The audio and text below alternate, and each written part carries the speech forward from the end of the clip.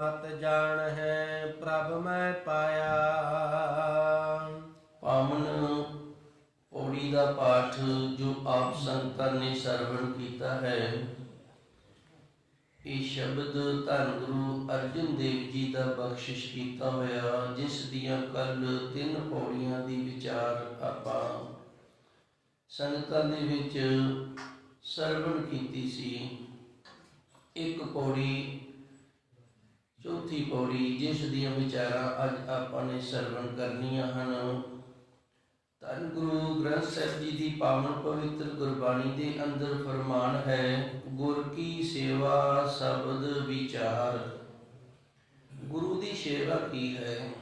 गुरु की सेवा है शब्द की विचार करनी। गुर की सेवा शब्द विचार। जदों असीं शब्द की विचार करते हैं, धन गुरु महाराज जी की पावन पवित्र बाणी सानूं संदेश देंदी है कि यही गुरु की सेवा है। सब तो महान वड्डी सेवा शब्द की विचार नूं सेवा मन्निया गया है। अगे सच्चे सतगुर कृपा करते ने, हौमे मारे करनी सार। ते जिहड़ा अंदरों हौमे का नाश कर लेना है, हौमे नूं मार लेना है, करनी सार। ये श्रेष्ठ क्रिया है मनुख की। शब्द की विचार करदिया होया, शब्द के नाल जुड़िया, अंदर की हौमे का नाश हो जाना, ये सब तो श्रेष्ठ सेवा का फल प्राप्त हो गया है।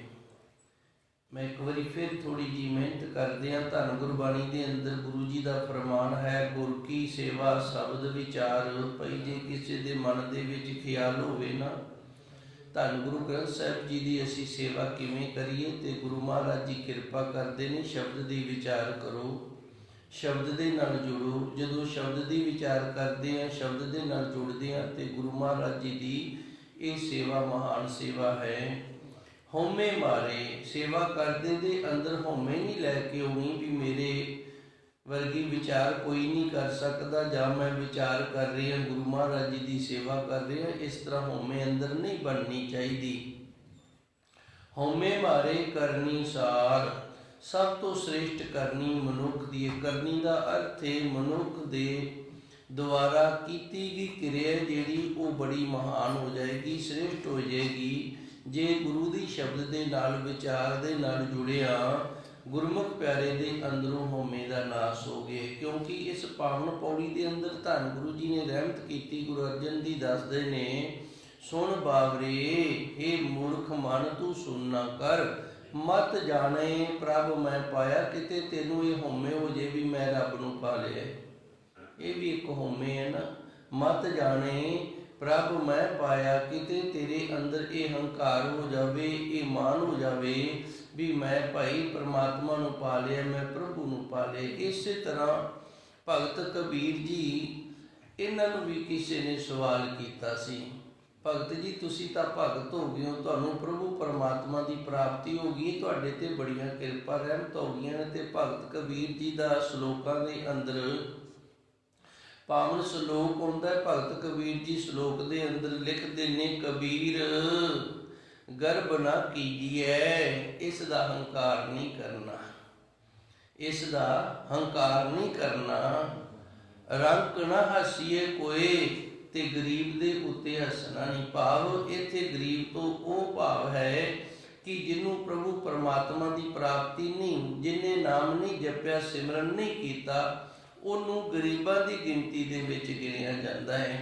कबीर गर्भ ना कीजिए, कदे हंकार ना करना करिए उस प्रभु परमात्मा दियां दातां दा, ते कदे गरीब दे उत्ते हसना भी ना करिए। अजे सो नाव समुंदर में। भगत जी कहते ने, अजे तो साडी बेड़ी आप दी समुंदर दे विच तुरी फिरदी है। क्या जानो क्या होए, की पता की होना है। क्योंकि जिहड़ी बेड़ी समुंदर दे विच है, उनका जदों तक सिरे नहीं लग जाती तो बेड़ी दे विचों आपां उतर के दूजे पासे नहीं पैर धरते, उदों तक कह नहीं सकते भी असी पार हो गया। की पता कदों पानी ने इस बेड़ी नूं डोब लेना है। सो धन गुरु महाराज जी ने रहमत की है भी ये शरीर की जिहड़ी ਸਫਲਤਾ ਹੀ ਹੈ ਉਹ ਇਸੇ ਦੇ ਵਿੱਚ ਹੀ ਹੈ ਕਿ ਇਸ ਦੇ ਅੰਦਰ ਹਉਮੈ ਦੀ ਜਿਹੜੀ ਕਾਈ ਹੈ ਉਹ ਨਾ ਬਣੇ। ਕਦੇ ਵੀ ਮਨੁੱਖ ਦੇ ਅੰਦਰ ਹਉਮੈ ਜਿਹੜੀ ਉਹ ਨਾ ਆਉਣੀ ਕਰੇ। ਸੁਣ ਬਾਬਰੇ, ਇਸ ਕਰਕੇ ਗੁਰੂ ਮਹਾਰਾਜ ਜੀ ਰਹਿਮਤ ਕਰਦੇ ਨੇ, हे ਮੂਰਖ ਮਨ, हे ਬੋਰੇ ਮਨੁੱਖ, ਮਤ ਜਾਣ ਹੈ, ਮਤਾ ਤੇਰੇ ਅੰਦਰ ਇਹ ਖਿਆਲ ਆ ਜਾਵੇ ਪ੍ਰਭ ਮੈਂ ਪਾਇਆ ਕਿ ਮੈਂ ਪ੍ਰਭੂ ਪਰਮਾਤਮਾ ਦੀ ਪ੍ਰਾਪਤੀ ਕਰ ਲਈ ਹੈ ਜੀ। ਸੁਣ ਬਾਬਰੇ ਥਿਓ ਰੇਨ ਜਿਨੀ ਪ੍ਰਭ ਧਿਆਇਆ। ਧੰਨ ਗੁਰੂ ਜੀ ਅੱਗੇ ਰਹਿਮਤ ਕਰਦੇ ਨੇ, हे ਬਾਬਰੇ, हे ਬੋਰੇ ਮਨ, हे ਪ੍ਰਾਣੀ ਮਾਤਰ, ਥਿਓ ਰੇਨ ਤੂੰ ਚਰਨਾਂ ਦੀ ਖਾਕ ਬਣ ਕੇ ਰਹਿ। ਕਿਹਨਾਂ ਦੀ? ਜਿਨੀ ਪ੍ਰਭ ਤੇ ਹੈ, ਜਿਨ੍ਹਾਂ ਨੇ ਉਸ ਪ੍ਰਭੂ ਪਰਮਾਤਮਾ ਦੇ ਨਾਮ ਨੂੰ ਧਿਆਉਣਾ ਕੀਤਾ ਹੈ, ਜਿਹੜੇ ਉਸ ਪ੍ਰਭੂ ਪਰਮਾਤਮਾ ਦੇ ਨਾਮ ਨੂੰ ਜਪਣ ਵਾਲੇ ਨੇ ਨਾ, ਉਹਨਾਂ ਦੇ ਚਰਨਾਂ ਦੀ ਖਾਕ ਬਣ ਕੇ ਰੱਖ।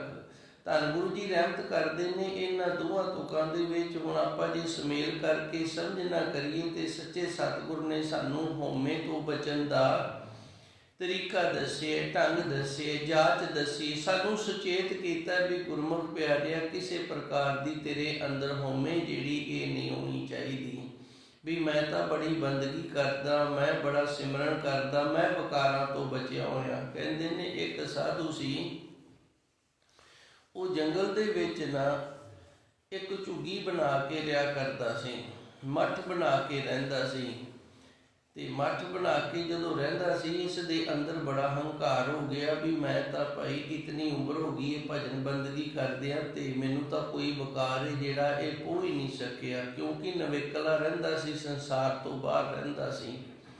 ਤੇ ਉਸ ਸਮੇਂ ਦੇ ਜਿਹੜੇ ਮੱਠ ਬਣਾਏ ਹੁੰਦੇ ਸਨ ਨਾ, ਜਿਵੇਂ ਅੱਜ ਕੱਲ੍ਹ ਅਸੀਂ ਰੋਸ਼ਨਦਾਨ ਰੱਖਦੇ ਹਾਂ, ਇਹ ਮੱਠਾਂ ਦੇ ਉੱਪਰ ਰੋਸ਼ਨਦਾਨ ਰੱਖੇ ਜਾਂਦੇ ਸਨ ਤੇ ਉੱਪਰ ਨਾ ਇਸ ਰੋਸ਼ਨਦਾਨ ਦੇ ਘੜਾ ਜਿਹੜਾ ਸੀ ਉਹ ਮੂਧਾ ਮਾਰਿਆ ਜਾਂਦਾ ਸੀ ਭਈ ਜਿਹੜੀ ਵਰਸ਼ਾ ਹੈ ਨਾ, ਮੀਂਹ ਦਾ ਪਾਣੀ ਹੈ ਜਿਹੜਾ ਉਹ ਅੰਦਰ ਨਾ ਆਵੇ। ਤੇ ਜਦੋਂ ਮੌਸਮ ਸਾਫ਼ ਹੁੰਦਾ, ਇਹ ਮੱਠ ਦੇ ਉੱਤੋਂ ਮਟਕਾ ਸੀ ਜਿਹੜਾ ਇਹ ਇੱਕ ਸਾਈਡ ਤੇ ਕੀਤਾ ਜਾਂਦਾ ਤੇ ਇਹਦੇ ਨਾਲ ਅੰਦਰ ਦੀ ਜਿਹੜੀ ਕਾਰਬਨ ਡਾਈਆਕਸਾਈਡ ਜਾਂ ਦੂਸ਼ਣ ਵਾਲੀ ਹਵਾ ਹੈ ਸਵਾਸਾਂ ਦੇ ਨਾਲ ਜੋ ਪੈਦਾ ਹੁੰਦੀ ਉਹ ਬਾਹਰ ਨਿਕਲਦੀ ਰਹੇ ਤੇ ਉੱਪਰੋਂ ਪ੍ਰਕਾਸ਼ ਵੀ ਜਿਹੜਾ ਉਹ ਅੰਦਰ ਮੱਠ ਦੇ ਪੈਂਦਾ ਰਹੇ। ਇੱਕ ਦਿਨ ਇਸ ਤਰ੍ਹਾਂ ਦਾ ਸਮਾਂ ਹੋਇਆ, ਰਾਤਰੀ ਦਾ ਸਮਾਂ ਆ ਗਿਆ ਤੇ ਮਾਇਆ ਨੇ ਆਪਣਾ ਕੌਤਕ ਵਰਤਾਇਆ, ਇੱਕ ਜਵਾਨ ਔਰਤ ਦਾ ਰੂਪ ਧਾਰਨ ਕਰਕੇ ਇਸ ਦੇ ਪਾਸ ਆ ਗਈ। ਕਹਿੰਦੀ ਬਾਬਾ ਜੀ ਮੈਂ ਤਾਂ ਰਾਹ ਭੁੱਲ ਗਈ ਹਾਂ, ਮੈਂ ਤਾਂ ਰਸਤਾ ਭੁੱਲ ਗਈ ਹਾਂ ਤੇ ਹੁਣ ਮੈਂ ਜਾਵਾਂ ਤੇ ਜਾਵਾਂ ਕਿੱਧਰ, ਮੈਨੂੰ ਇੱਥੇ ਤੁਸੀਂ ਰਾਤ ਕਟਾ ਲਓ। ਇਹਨੇ ਆਖਿਆ ਪੁੱਤਰ ਜੀ ਤੂੰ ਰਾਤ ਤਾਂ ਇੱਥੇ ਸਾਡੇ ਕੋਲ ਕੱਟ ਲਾ, ਰਾਤ ਤਾਂ ਤੈਨੂੰ ਅਸੀਂ ਕਟਾ ਦਿੰਨੇ ਆ, ਪਰ ਇਹ ਜਿਹੜਾ ਬਾਹਰ ਹੈ ਨਾ ਸਥਾਨ ਬਣਿਆ, ਤੈਨੂੰ ਇੱਥੇ ਵਿਸ਼ਰਾਮ ਕਰਨਾ ਪਏਗਾ, ਇੱਥੇ ਤੈਨੂੰ ਰਹਿਣਾ ਪਏਗਾ। ਤੇ ਅਸੀਂ ਅੰਦਰੋਂ ਕੁੰਡਾ ਲਾ ਲੈਂਦੇ ਹਾਂ ਤੇ ਤੂੰ ਬਾਹਰੋਂ ਕੁੰਡਾ ਲਾ ਲਈ। ਬਾਬਾ ਜੀ ਨੇ ਅੰਦਰੋਂ ਕੁੰਡਾ ਲਾ ਲਿਆ ਤੇ ਮਾਇਆ ਨੇ ਬਾਹਰੋਂ ਕੁੰਡਾ ਲਾ ਲਿਆ। ਹੁਣ ਜਦੋਂ ਕੁੰਡਾ ਲਾ ਲਿਆ, ਇੱਕ ਅੰਦਰੋਂ ਲੱਗੇ ਤੇ ਇੱਕ ਬਾਹਰੋਂ ਲੱਗੇ, ਮਨ ਦੇ ਵਿੱਚ ਵਿਕਾਰ ਫੁੱਲ ਪਿਆ, ਮਨ ਦੇ ਅੰਦਰ ਵਿਕਾਰ ਆ ਗਿਆ, ਬਰਿਆਈ ਆ ਗਈ। ਚਲੋ ਮੈਂ ਗੱਲ ਨੂੰ ਜ਼ਿਆਦਾ ਨਾ ਲਮਕਾਵਾਂ। ਇਸ ਮਾਇਆ ਨੇ ਫਿਰ ਬਾਹਰੋਂ ਕੁੰਡਾ ਨਹੀਂ ਖੋਲਿਆ ਤੇ ਇਹ ਬਾਬਾ ਜੀ ਮੱਠ ਦੇ ਵਿੱਚ ਜਿੱਥੇ ਤੌੜਾ ਰੱਖਿਆ ਜਾਂਦਾ ਸੀ ਨਾ, ਰੋਸ਼ਨਦਾਨ ਦੀ ਤਰ੍ਹਾਂ ਬਣੇ ਸੀ, ਉੱਥੋਂ ਦੀ ਬਾਹਰ ਆਏ ਨੇ ਤੇ ਮਾਇਆ ਆਪਣੇ ਅਸਲੀ ਰੂਪ ਦੇ ਵਿੱਚ ਆ ਗਈ। ਕਹਿੰਦੀ ਮੈਂ ਮਾਇਆ ਹਾਂ ਤੇ ਮੈਂ ਤੈਨੂੰ ਛੱਡਣਾ ਸੀ ਤੇ ਛੱਡ ਲਿਆ, ਹੁਣ ਤੇਰਾ ਕੁਝ ਵੀ ਨਹੀਂ ਰਿਹਾ, ਤੂੰ ਸੱਖਣਾ ਹੋ ਗਿਆ, ਖਾਲੀ ਹੋ ਗਈ ਹੈ। ਤਾਂ ਤੇ ਭਗਤ ਕਬੀਰ ਜੀ ਨੇ ਵੀ ਆਪਾਂ ਸ਼ਲੋਕ ਪੜ੍ਹਿਆ, ਅਜੋ ਸੋ ਨਾਉ ਸਮੁੰਦਰ ਮੇ, ਜਦੋਂ ਤੱਕ ਮਨੁੱਖ ਦੂਜੇ ਸਿਰੇ ਤੇ ਜਾ ਕੇ ਕਿਨਾਰੇ ਤੇ ਪੈਰ ਨਹੀਂ ਰੱਖ ਲੈਂਦਾ ਨਾ, ਉਦੋਂ ਤੱਕ ਉਹ ਮਨੁੱਖ ਇਹ ਨਹੀਂ ਕਹਿ ਸਕਦਾ ਵੀ ਮੈਂ ਬਚ ਗਿਆ ਤੇ ਮੈਂ ਤਰ ਗਿਆ। ਇਸੇ ਕਰਕੇ ਭਾਵੇਂ ਸਾਡੀ 100 ਸਾਲ ਦੀ ਉਮਰ ਕਿਉਂ ਨਾ ਹੋ ਜਾਵੇ ਤੇ ਅਸੀਂ ਧੰਨ ਗੁਰੂ ਮਹਾਰਾਜ ਜੀ ਦੇ ਅੱਗੇ ਦੋਵੇਂ ਹੱਥ ਜੋੜ ਕੇ ਅਰਦਾਸ ਇਹ ਕਰਨੀ ਕਿ ਹੇ ਸੱਚੇ ਸਤਿਗੁਰ ਜੀ, ਆਪਣੇ ਬਿਰਧ ਬਾਣੇ ਦੀ ਪੈਜ ਰੱਖੀ, ਸਾਨੂੰ ਉੱਚਾ ਤੇ ਸੁੱਚਾ ਜੀਵਨ ਨੇ ਜਿਹੜਾ ਉਹਦੀ ਦਾਤ ਬਖਸ਼, ਸਾਡਾ ਜੀਵਨ ਉੱਚਾ ਤੇ ਸੁੱਚਾ ਹੋ ਜਾਵੇ, ਅਸੀਂ ਬੁਰਾਈਆਂ ਤੇ ਵਿਕਾਰਾਂ ਤੋਂ ਬਚ ਜਾਈਏ, ਸਾਡੇ ਅੰਦਰ ਇਹ ਵੀ ਹੰਕਾਰ ਨਾ ਆ ਜਾਵੇ ਕਿ ਅਸੀਂ ਪਰਮਾਤਮਾ ਵਾਹਿਗੁਰੂ ਦੀ ਪ੍ਰਾਪਤੀ ਕਰ ਲਈਏ। ਸੁਣ ਬਾਬਰੇ ਮਤ ਜਾਣ ਹੈ। ਤਾਂ ਤੇ ਧੰਨ ਗੁਰੂ ਅਰਜਨ ਦੇਵ ਜੀ ਸਾਨੂੰ ਸਿੱਖਿਆ ਦਿੰਦੇ ਨੇ, ਗਿਆਨ ਦਿੰਦੇ ਨੇ ਵੀ ਜਦੋਂ ਮਨੁੱਖ ਦੇ ਅੰਦਰ ਹਉਮੈ ਆ ਜਾਂਦੀ ਏ, ਉਦੋਂ ਮਨੁੱਖ ਦਾ ਅੰਦਰਲਾ ਜਿਹੜੀ ਅਵਸਥਾ ਹੈ ਉਹ ਢਿੱਲੀ ਹੋ ਜਾਂਦੀ ਹੈ ਤੇ ਉਹ ਵਿਕਾਰਾਂ ਵਾਲੇ ਪਾਸੇ ਫਿਰ ਝੁਕ ਜਾਂਦਾ ਹੈ। ਸੁਣ ਬਾਵਰੇ ਮਤ ਜਾਣੇ ਪ੍ਰਭ ਮੈਂ ਪਾਇਆ, ਮਤਾ ਤੇਰੇ ਅੰਦਰ ਇਹ ਗੱਲ ਦੀ ਹਉਮੈ ਬਣ ਜਾਵੇ, ਤੂੰ ਇਹ ਜਾਣ ਲਵੇ ਵੀ ਮੈਂ ਪ੍ਰਭੂ ਪਰਮਾਤਮਾ ਦੀ ਪ੍ਰਾਪਤੀ ਕਰ ਲਈਏ। ਸੁਣ ਬਾਬਰੇ ਥਿਓ ਰੇਨ। ਹੁਣ ਗੁਰੂ ਮਹਾਰਾਜ ਜੀ ਬਚਣ ਦਾ ਤਰੀਕਾ ਦੱਸਦੇ ਨੇ ਵੀ ਤੂੰ ਬਚੇਗਾ ਕਿਵੇਂ, ਤੂੰ ਇਸ ਸੰਸਾਰ ਦੀਆਂ ਬੁਰਾਈਆਂ ਵਿਕਾਰਾਂ ਤੋਂ ਬਚੇਗਾ ਕਿਵੇਂ। ਸੁਣ ਬਾਬਰੇ ਥਿਓ ਰੇਨ, ਤੂੰ ਮਿੱਟੀ ਬਣ ਕੇ ਰਹਿ। ਕਿੰਨਾ ਦੀ? ਜਿੰਨੀ ਪ੍ਰਭ ਧਿਆਇਆ, ਜਿਹੜੇ ਪ੍ਰਭੂ ਪਰਮਾਤਮਾ ਦਾ ਨਾਮ ਜਪਦੇ ਨੇ, ਜਿਹੜੇ ਪ੍ਰਭੂ ਪਰਮਾਤਮਾ ਦਾ ਨਾਮ ਜਪਦੇ ਨੇ, ਜਦੋਂ ਉਹਨਾਂ ਦੇ ਚਰਨਾਂ ਦੀ ਖਾਕ ਤੋਂ ਭਾਵ ਇਹ ਨਹੀਂ ਵੀ ਹੁਣ ਅਸੀਂ ਮਿੱਟੀ ਬਣ ਜਾਣਾ, ਸੁਆਹ ਬਣ ਜਾਣਾ, ਭਾਵ ਦਾਸਾ ਭਾਵ ਦੇ ਵਿੱਚ ਰਹਿਣਾ ਹੈ, ਨਾਮ ਦਾ ਸਤਿਕਾਰ ਕਰਨਾ ਹੈ, ਨਾਮ ਜਪਣ ਵਾਲਿਆਂ ਦਾ ਸਤਿਕਾਰ ਕਰਨਾ ਹੈ ਵੀ ਇਹ ਨਾਮ ਜਪਦੇ ਨੇ ਪ੍ਰਭੂ ਦਾ। ਇਸ ਦੇ ਨਾਲ ਮਨੁੱਖ ਦੇ ਅੰਦਰ ਹਲੀਮੀ ਬਣੀ ਰਹਿੰਦੀ ਹੈ, ਮਨੁੱਖ ਦੇ ਅੰਦਰ ਹਉਮੈ ਨਹੀਂ ਆਉਂਦੀ, ਤੇ ਜੇ ਹਉਮੈ ਨਾ ਆਏ ਤੇ ਮਨੁੱਖ ਜਿਹੜਾ ਫਿਰ ਇਸ ਬੁਰਾਈ ਤੋਂ ਬਚਿਆ ਰਹਿੰਦਾ ਹੈ। ਤਾਂ ਤੇ ਗੁਰੂ ਜੀ ਨੇ ਰਹਿਮਤ ਕੀਤੀ ਹੈ ਨਾਮ ਜਪਣ ਵਾਲਿਆਂ ਦੀ, ਬਾਣੀ ਪੜ੍ਹਨ ਵਾਲਿਆਂ ਦੀ, ਸਿਮਰਨ ਕਰਨ ਵਾਲਿਆਂ ਦੀ ਸ਼ਰਧਾ ਜਿਹੜੀ ਹੈ ਅੰਦਰ ਬਣਾ ਕੇ ਰੱਖਣੀ ਕਰ, ਜਿਸ ਕਰਕੇ ਗੁਰੂ ਤੇਰੇ ਤੇ ਕਿਰਪਾ ਕਰੇ, ਤੇਰੇ ਅੰਦਰ ਹਉਮੈ ਦੀ ਕਾਈ ਜਿਹੜੀ ਹੈ ਇਹ ਨਾ ਪਣਪੇ ਜੀ। ਜਿਨ ਪ੍ਰਭ ਧਿਆਇਆ ਤਿਨ ਸੁਖ ਪਾਇਆ, ਬੜ ਭਾਗੀ ਦਰਸ਼ਨ ਪਾਈਐ। ਜਿਨ੍ਹਾਂ ਨੇ ਪ੍ਰਭੂ ਪਰਮਾਤਮਾ ਦਾ ਨਾਮ ਜਪ ਲਿਆ, ਸਿਮਰਨ ਕਰ ਲਿਆ ਨਾ, ਉਹਨਾਂ ਗੁਰਮੁਖ ਪਿਆਰਿਆਂ ਨੇ ਸੁਖ ਦੀ ਪ੍ਰਾਪਤੀ ਕਰ ਲਈ ਹੈ। ਜਿਹੜਾ ਸੁਖ ਹੈ ਕੇਵਲ ਤੇ ਕੇਵਲ ਉਹਨਾਂ ਨੂੰ ਮਿਲਿਆ ਜਿਹੜੇ ਨਾਮ ਜਪਦੇ ਨੇ, ਸਿਮਰਨ ਕਰਦੇ ਨੇ, ਭਜਨ ਬੰਦਗੀ ਕਰਦੇ ਨੇ। ਕਿਤੇ ਸਾਡੇ ਅੰਦਰ ਇਸ ਤਰ੍ਹਾਂ ਦਾ ਵਕਾਰ ਬੁਰਾਈ ਵੀ ਨਾ ਆ ਜਾਏ ਵੀ ਸਾਡੀ ਤਾਂ ਅਵਸਥਾ ਬਣ ਗਈ ਹੈ ਤੇ ਸਾਨੂੰ ਉਹਨੂੰ ਨਿਤਨੇਮ ਦੀ ਕੀ ਲੋੜ ਹੈ, ਜਾਂ ਸਿਮਰਨ ਦੀ ਕੀ ਲੋੜ ਹੈ, ਜਾਂ ਸੇਵਾ ਦੀ ਕੀ ਲੋੜ ਹੈ। ਇਹ ਬੁਰਾਈ ਜਿਹੜੀ ਹੈ ਇਹ ਵੀ ਨਾ ਆ ਜਾਵੇ। ਜਿਨ ਪ੍ਰਭ ਧਿਆਇਆ ਤਿਨ ਸੁਖ ਪਾਇਆ, ਜਿਨ੍ਹਾਂ ਨੇ ਪ੍ਰਭੂ ਪਰਮਾਤਮਾ ਦਾ ਨਾਮ ਜਪਿਆ ਨਾ, ਸੁਖ ਦੀ ਪ੍ਰਾਪਤੀ ਉਹਨਾਂ ਨੂੰ ਹੋਈ ਹੈ। ਕਿਉਂਕਿ ਨਾਮ ਉਹ ਵਾੜ ਹੈ ਜਿਹੜੀ ਸਾਡੇ ਮਨ ਨੂੰ ਵਿਕਾਰਾਂ ਤੋਂ, ਬੁਰਾਈਆਂ ਤੋਂ ਰੋਕ ਕੇ ਰੱਖਦੀ ਹੈ, ਬਚਾ ਕੇ ਰੱਖਦੀ ਹੈ। ਜਿਵੇਂ ਵਾੜਾ ਵਲਿਆ ਹੁੰਦਾ ਨਾ ਭੇਡਾਂ ਦਾ, ਤੇ ਭੇਡਾਂ ਜਦੋਂ ਵਾੜੇ ਦੇ ਵਿੱਚ ਵੜ ਜਾਂਦੀਆਂ ਨੇ ਤੇ ਫਿਰ ਮਾਲਕ ਜਿਹੜਾ ਉਹ ਨਿਚਿੰਤ ਹੋ ਜਾਂਦਾ ਹੈ, ਫਿਕਰ ਤੋਂ ਰਹਿਤ ਹੋ ਜਾਂਦਾ ਵੀ ਹੁਣ ਇਹ ਸਾਰੀਆਂ ਅੰਦਰ ਨੇ ਤੇ ਬਾਹਰ ਜਿਹੜੀਆਂ ਨਹੀਂ ਨਿਕਲਣਗੀਆਂ। ਉਸੇ ਤਰ੍ਹਾਂ ਗੁਰਬਾਣੀ ਸੰਗਤ ਤੇ ਜਿਹੜੀ ਇਹ ਵਾੜ ਹੈ, ਤੇ ਵਾੜ ਜਿਵੇਂ ਖੇਤ ਦੀ ਰਾਖੀ ਕਰਦੀ ਹੈ, ਇਸੇ ਤਰ੍ਹਾਂ ਸਾਡੇ ਮਨ ਦੀ ਰਾਖੀ ਸੰਗਤ ਦੇ ਵਿੱਚ ਗੁਰਬਾਣੀ ਦੇ ਨਾਲ ਜੁੜਿਆ ਨਾਮ ਜਪਿਆ ਤਾਂ ਹੁੰਦੀ ਏ। ਸੱਚੇ ਸਤਿਗੁਰੂ ਨੇ ਕਿਰਪਾ ਕੀਤੀ, ਜਿਨ ਪ੍ਰਭ ਤੇ ਆਇਆ, ਜਿਨ੍ਹਾਂ ਨੇ ਨਾਮ ਜਪਿਆ, ਸਿਮਰਨ ਕੀਤਾ ਨਾ, ਉਹਨਾਂ ਨੇ ਤਿੰਨ ਸੁਖ ਪਾਇਆ। ਸੁਖ ਦੀ ਪ੍ਰਾਪਤੀ ਉਹਨਾਂ ਨੂੰ ਹੁੰਦੀ ਏ। ਤੇ ਬਾਕੀ ਹੋਰ ਕਈ ਸਾਧਨ ਨੇ, ਉਹਨਾਂ ਸਾਧਨਾਂ ਦੇ ਨਾਲ ਸੁਖ ਦੀ ਪ੍ਰਾਪਤੀ ਨਹੀਂ। ਭਾਈ ਸਾਹਿਬ ਜੀ ਨੇ ਨਾ ਇੱਕ ਕਵਿਤਾ ਲਿਖੀ ਹੈ, ਬੜੀ ਸੋਹਣੀ ਲਿਖੀ, ਸੋ ਮੈਂ ਆਪ ਜੀ ਦੀ ਸੇਵਾ ਦੇ ਵਿੱਚ ਹਾਜ਼ਰ ਕਰਦਾ। ਇਹ ਲਿਖਦੇ ਨੇ, ਰੋਵਤ ਰੀਝ ਭਰੇ ਗੁਰਦੇਵ, ਰੋਵਤ ਰੀਝ ਭਰੇ ਗੁਰਦੇਵ। ਕਹਿੰਦਾ ਜੇ ਰੋਇਆ ਉਹ ਪ੍ਰਭੂ ਪਰਮਾਤਮਾ ਰੱਬ ਖੁਸ਼ ਹੋ ਜਾਂਦਾ ਹੁੰਦਾ, ਰਿੱਝ ਜਾਂਦਾ। ਤੋ ਮੋਏ ਕੋ ਰੋਵਤ ਗ੍ਰਾਮ ਕੀ ਨਾਰੀ, ਜਦੋਂ ਕੋਈ ਪ੍ਰਾਣੀ ਪਿੰਡ ਦੇ ਵਿੱਚ ਸਰੀਰ ਛੱਡ ਜਾਂਦਾ ਨਾ, ਫਿਰ ਸਾਰੀਆਂ ਔਰਤਾਂ ਇਕੱਠੀਆਂ ਹੋ ਕੇ ਰੋਣ ਲੱਗ ਜਾਂਦੀਆਂ ਨੇ। ਕਦੀ ਵੇਖਿਆ ਕਿਸੇ ਦੇ ਰੋਏ ਤੋਂ ਮੁਰਦਾ ਜਿੰਦਾ ਹੋ ਗਿਆ? ਇਹ ਕਹਿੰਦਾ ਵੀ ਪ੍ਰਭੂ ਪਰਮਾਤਮਾ ਜਿਹੜਾ ਉਹ ਰੋਣ ਦੇ ਨਾਲ ਵੀ ਖੁਸ਼ ਨਹੀਂ ਹੁੰਦਾ, ਉਹਨੂੰ ਖੁਸ਼ ਰੋਣ ਦੇ ਨਾਲ ਵੀ, ਰੋ ਕੇ ਵੀ ਉਸ ਨੂੰ ਖੁਸ਼ ਨਹੀਂ ਕੀਤਾ ਜਾ ਸਕਦਾ। ਜੇ ਰੋਣ ਦੇ ਨਾਲ ਖੁਸ਼ ਹੋ ਜਾਂਦਾ ਨਾ, ਤੇ ਫਿਰ ਜਦੋਂ ਸਾਰੀਆਂ ਔਰਤਾਂ ਨੇ ਜਿਹੜੀਆਂ ਉਹ ਕਿਸੇ ਮਰੇ ਦੇ ਇਕੱਠੇ ਹੋ ਕੇ ਤੇ ਰੋਣ ਲੱਗ ਜਾਂਦੀਆਂ ਤੇ ਫਿਰ ਪਰਮਾਤਮਾ ਉਹਨਾਂ ਦੇ ਰੋਣ ਨੂੰ ਵੇਖ ਕੇ ਖੁਸ਼ ਹੋ ਕੇ ਤੇ ਉਹਦੇ 'ਚ ਜਾਨ ਹੀ ਪਾ ਦਿੰਦਾ। ਅਗਲੀ ਤੁਕ ਦੇ ਵਿੱਚ ਲਿਖਦਾ, ਕੀਰਤਨ ਤੇ ਜੋ ਰੀਝ ਭਰੇ, ਉਹ ਕੀਰਤਨ ਕਰਨ ਦੇ ਨਾਲ ਵੀ ਖੁਸ਼ ਨਹੀਂ ਹੁੰਦਾ, ਕੀਰਤਨ ਕਰਨ ਦੇ ਨਾਲ ਵੀ ਖੁਸ਼ ਨਹੀਂ ਹੁੰਦਾ। ਤਾਂ ਕੀਰ ਕਪੋਤ ਸਕਾਰ ਉਚਾਰੀ। ਤੇ ਕਹਿੰਦਾ ਫਿਰ ਕਈ ਪੰਛੀ ਨੇ, ਉਹ ਜਿਵੇਂ ਇੱਕ ਕਾਲੇ ਰੰਗ ਦਾ ਤਿੱਤਰ ਹੁੰਦਾ ਨਾ, ਉਹ ਆਵਾਜ਼ ਦਿੰਦਾ ਰਹਿੰਦਾ, ਹੇ ਭਗਵਾਨ ਤੇਰੀ ਕੁਦਰਤ। ਤੇ ਹੋਰ ਵੀ ਕਈ ਪੰਛੀ ਨੇ ਜਿਹੜੇ ਰੱਬ ਦਾ ਨਾਮ ਲੈਂਦੇ ਨੇ। ਕਹਿੰਦਾ ਫਿਰ ਉਹਨਾਂ ਸਾਰਿਆਂ ਦੀ ਗਤੀ ਹੋ ਜਾਂਦੀ, ਉਹਨਾਂ ਸਾਰਿਆਂ ਨੂੰ ਰੱਬ ਮਿਲ ਜਾਂਦਾ। ਹੁਣ ਅੱਗੇ ਇਹ ਲਿਖਦਾ ਹੈ, ਨਾਵਣ ਦਾਰਦ। ਕਹਿੰਦਾ ਜੇ ਨਹਾਉਣ ਦੇ ਨਾਲ ਰੱਬ ਖੁਸ਼ ਹੋ ਜਾਂਦਾ ਤੇ ਫਿਰ ਡੱਡੂ ਸਦਾ ਹੀ ਪਾਣੀ ਦੇ ਵਿੱਚ ਰਹਿੰਦਾ, ਨਹਾਉਂਦਾ ਹੀ ਰਹਿੰਦਾ। ਨਾਵਣ ਦਾਰਦ ਮੌਨ ਬ੍ਰਿਸ਼। ਕਹਿੰਦਾ ਜੇ ਚੁੱਪ ਕਰਨ ਦੇ ਨਾਲ ਰੱਬ ਖੁਸ਼ ਹੋ ਜਾਂਦਾ ਤੇ ਫਿਰ ਰੁੱਖ ਵਿਚਾਰੇ ਕਦੀ ਬੋਲੇ ਹੀ ਨਹੀਂ। ਮੋਨ ਸੋ ਬ੍ਰਿਸ਼ ਹੈ। ਫਿਰ ਅੱਗੇ ਲਿਖਦਾ ਹੈ ਬਾਨਰ ਬੰਦਰ, ਕਹਿੰਦਾ ਜੇ ਜੰਗਲਾਂ ਦੇ ਵਿੱਚ ਜਾ ਕੇ ਰਿਹਾ ਪ੍ਰਭੂ ਪਰਮਾਤਮਾ ਖੁਸ਼ ਹੋ ਜਾਂਦਾ ਤੇ ਫਿਰ ਬੰਦਰ ਤੇ ਹੋਰ ਪੰਛੀ ਜਿਹੜੇ ਨੇ ਨਾ ਉਹ ਜੰਗਲਾਂ ਦੇ ਵਿੱਚ ਹੀ ਰਹਿੰਦੇ ਨੇ। ਬਾਨਰ ਬੰਦਰ ਬਸੇ ਬਨਾਰੀ, ਇਹ ਭਾਈ ਜੰਗਲ ਦੇ ਵਿੱਚ ਹੀ ਵਸਦੇ ਰਹਿੰਦੇ ਨੇ। ਫਿਰ ਇਹ ਲਿਖਦਾ ਵੀ ਪ੍ਰਭੂ ਪਰਮਾਤਮਾ ਖੁਸ਼ ਕਿਵੇਂ ਹੁੰਦਾ ਹੈ। ਪ੍ਰੀਤ ਕੀ ਰੀਤ ਕੀ ਲੇਸ, ਪ੍ਰੀਤ ਕੀ ਰੀਤ ਕੀ ਲੇਸ, ਇਹ ਕਹਿੰਦਾ ਜਿਸ ਦੇ ਅੰਦਰ ਪਰਮਾਤਮਾ ਦੇ ਪ੍ਰੇਮ ਵਾਲੀ ਮਰਿਆਦਾ ਬਣ ਗਈ ਹੈ ਨਾ, ਉਸ ਮਰਿਆਦਾ ਪ੍ਰੇਮ ਦੀ ਲੇਸ ਦੇ ਨਾਲ ਬਿਨਾ ਸਿੱਖ ਪੰਡਤ ਗਾਵਤ ਜਾਵਤ ਹਾਰੀ। ਇਹ ਕਹਿੰਦਾ ਜਿਨ੍ਹਾਂ ਦੇ ਅੰਦਰ ਪ੍ਰੇਮ ਨਹੀਂ, ਜਿਨ੍ਹਾਂ ਦੇ ਅੰਦਰ ਪਿਆਰ ਨਹੀਂ, ਉਹ ਭਾਵੇਂ ਸਿੱਖ ਹੈ ਤੇ ਭਾਵੇਂ ਪੰਡਤ ਹੈ ਤੇ ਭਾਵੇਂ ਮੁਸਲਮਾਨ ਹੈ, ਜੋ ਵੀ ਜਿਸ ਬਲਾਦਰੀ ਦੇ ਨਾਲ ਜਿਸ ਪੰਥ ਦੇ ਨਾਲ ਮਰਜ਼ੀ ਤਾਂ ਉਹ ਸੰਬੰਧ ਰੱਖਦਾ ਹੋਵੇ, ਗਾਵਤ ਜਾਵਤ ਹਾਰੀ, ਗਾਉਂਦੇ ਤਾਂ ਜਾਂਦੇ ਨੇ ਪਰ ਜਾਂਦੇ ਦੁਨੀਆ ਤੋਂ ਹਾਰ ਕੇ ਨੇ। ਕਿਉਂਕਿ ਜਿਨ ਪ੍ਰੇਮ ਕੀਓ ਤਿਨ ਹੀ ਪ੍ਰਭ ਪਾਇਓ, ਧੰਨ ਗੁਰਬਾਣੀ ਦਾ ਫਰਮਾਨ ਹੈ। ਜਿਨ੍ਹਾਂ ਦੇ ਅੰਦਰ ਪ੍ਰਭੂ ਪਰਮਾਤਮਾ ਦੀ ਪ੍ਰੀਤ ਹੋ ਗਈ ਹੈ, ਵਾਹਿਗੁਰੂ ਦਾ ਪ੍ਰੇਮ ਹੋ ਗਿਆ ਹੈ, ਉਹਨਾਂ ਨੇ ਉਸ ਪ੍ਰਭੂ ਪਰਮਾਤਮਾ ਨੂੰ ਪ੍ਰਾਪਤ ਕਰ ਲਿਆ। ਹੁਣ ਪ੍ਰੇਮ ਕੀ ਹੈ?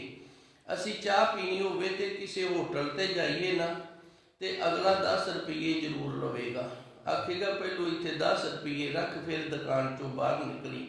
ਤੇ ਜਿੱਥੇ ਸਾਡਾ ਪ੍ਰੇਮ ਹੁੰਦਾ ਹੈ ਨਾ, ਪ੍ਰੀਤ ਹੁੰਦੀ ਹੈ, ਉੱਥੇ ਅਗਲਾ ਦੋਵੇਂ ਹੱਥ ਜੋੜ ਕੇ ਨਾ ਬੇਨਤੀ ਕਰਦਾ, ਬਾਬਾ ਜੀ ਥੋੜੀ ਜੀ ਚਾਹ ਤਾਂ ਲੈ ਲਓ, ਥੋੜਾ ਜਿਹਾ ਸਮੁੰਦਰ ਲੈ ਲਓ, ਥੋੜਾ ਹੀ ਲੈ ਲਿਓ, ਬੜੀਆਂ ਮਿੰਨਤਾਂ ਕਰਦਾ। ਹੁਣ ਵੇਖੋ ਇੱਕ ਜਣਾ ਜਿਹੜਾ ਹੈ ਉਹ ਕਹਿੰਦਾ ਵੀ ਮੈਨੂੰ ਤਾਂ ਇੱਥੇ 10 ਰੁਪਏ ਦੇ ਕੇ ਜਾ ਤੇ ਚਾਹ ਤੈਨੂੰ ਫਿਰ ਮਿਲੇਗੀ, ਤੇ ਦੂਜਾ ਜਿਹੜਾ ਉਹ ਹੱਥ ਜੋੜਦਾ ਬੇਨਤੀ ਕਰਦਾ ਵੀ ਤੂੰ ਮੇਰੇ ਘਰ ਦਾ ਕੁਝ ਨਾ ਕੁਝ ਛਕ।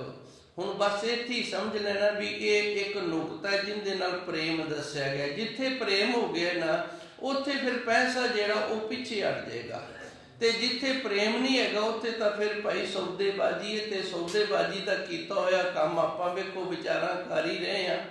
ਜਿਨ ਪ੍ਰਭ ਧਿਆਇਆ, ਜਿਨ੍ਹਾਂ ਨੇ ਪ੍ਰਭੂ ਪਰਮਾਤਮਾ ਦਾ ਸਿਮਰਨ ਪ੍ਰੇਮ ਦੇ ਨਾਲ ਕਰ ਲਿਆ, ਉਸ ਨੂੰ ਧਿਆਉਣਾ ਕੀਤਾ ਹੈ, ਤਿੰਨ ਸੁਖ ਪਾਇਆ, ਸੁਖ ਦੀ ਪ੍ਰਾਪਤੀ ਉਹਨਾਂ ਨੂੰ ਹੋਈ ਏ।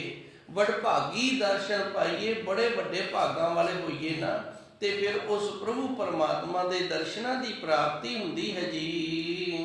ਥਿਓ ਨਿਮਾਣ ਸਤਿਗੁਰ ਬਾਣਾ ਸਗਲਾ ਆਪ ਮਿਟਾਈਐ।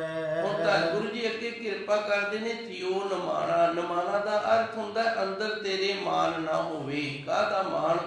ਮੇਰੇ ਕੋਲ ਧਨ ਦੌਲਤ ਬੜੀ ਏ, ਇਹ ਵੀ ਇੱਕ ਮਾਨ ਹੈ। ਮੇਰੇ ਕੋਲ ਵਿਦਿਆ ਬੜੀ ਏ, ਮੈਂ ਗਿਆਨਮਾਨ ਬੜਾ ਵਾ, ਇਹ ਵੀ ਇੱਕ ਮਾਨ ਹੈ। ਭੈਣਾ ਭਰਾਵਾਂ ਦਾ ਇਹ ਵੀ ਮਾਨ ਹੈ, ਇਹ ਨਿਮਾਣਿਆਂ ਦਾ ਮਾਨ ਹੈ। ਵਾਹਿਗੁਰੂ ਮਾਨ ਦਿੰਦਾ ਪਰ ਦਿੰਦਾ ਉਹਨੂੰ ਇਹ ਜਿਹੜਾ ਨਿਮਾਣਾ ਹੋ ਜਾਵੇ। ਜਿਸ ਵਕਤ ਦ੍ਰੋਪਦੀ ਦੇ ਭਰੀ ਸਭਾ ਦੇ ਵਿੱਚ ਵਸਤਰਹੀਨ ਕਰਨ ਲੱਗੇ ਸਨ, ਤੇ ਉਸ ਵਕਤ ਕ੍ਰਿਸ਼ਨ ਭਗਵਾਨ ਨੇ ਜਦੋਂ ਇਹਦੀ ਰੱਖਿਆ ਕੀਤੀ ਤੇ ਦ੍ਰੋਪਦੀ ਨੇ ਨਾ ਜਾ ਕੇ ਸ਼ਿਕਾਇਤ ਕੀਤੀ ਕ੍ਰਿਸ਼ਨ ਭਗਵਾਨ ਨੂੰ, ਕਹਿੰਦੀ ਜੀ ਤੁਸੀਂ ਬੜੇ ਲੇਟ ਆਏ ਹੋ, ਮੈਂ ਬੜਾ ਤੜਫੀ ਹਾਂ, ਬੜਾ ਦੁਖੀ ਹੋਈ ਹਾਂ, ਤੇ ਤੁਸੀਂ ਤਾਂ ਆਉਣ ਦੇ ਵਿੱਚ ਸਮਾਂ ਹੀ ਬੜਾ ਲਾਤਾ ਹੈ। ਕ੍ਰਿਸ਼ਨ ਭਗਵਾਨ ਕਹਿੰਦਾ ਇਹਦੇ 'ਚ ਮੇਰਾ ਕਸੂਰ ਨਹੀਂ ਹੈਗਾ, ਇਹਦੇ 'ਚ ਮੇਰਾ ਕਸੂਰ ਨਹੀਂ ਹੈਗਾ, ਤੇਰੇ ਹੀ ਕਸੂਰ ਹੈ। ਕਹਿੰਦੀ ਜੀ ਉਹ ਕਿਵੇਂ? ਕ੍ਰਿਸ਼ਨ ਭਗਵਾਨ ਜੀ ਕਹਿੰਦੇ ਜਦੋਂ ਤੈਨੂੰ ਵਾਲਾਂ ਤੋਂ ਫੜ ਕੇ ਲੈ ਕੇ ਗਏ ਸਨ ਨਾ ਭਰੀ ਸਭਾ ਦੇ ਵਿੱਚ, ਤੇ ਤੂੰ ਆਪਣੇ ਵੱਡ ਵਡੇਰਿਆਂ ਵੱਲ ਵੇਖਿਆ ਸੀ ਤੇ ਤੈਨੂੰ ਉਹਨਾਂ ਤੇ ਮਾਣ ਹੋ ਗਿਆ ਸੀ ਵੀ ਇਹ ਮੇਰੇ ਸਹੁਰੇ ਬੈਠੇ ਨੇ, ਇਹ ਪਤਿਓਰੇ ਬੈਠੇ ਨੇ, ਇਹ ਮੇਰੇ ਜਠੇਰੇ ਜੇਠ ਬੈਠੇ ਨੇ, ਇਹ ਮੇਰੀ ਰੱਖਿਆ ਕਰ ਲੈਣਗੇ।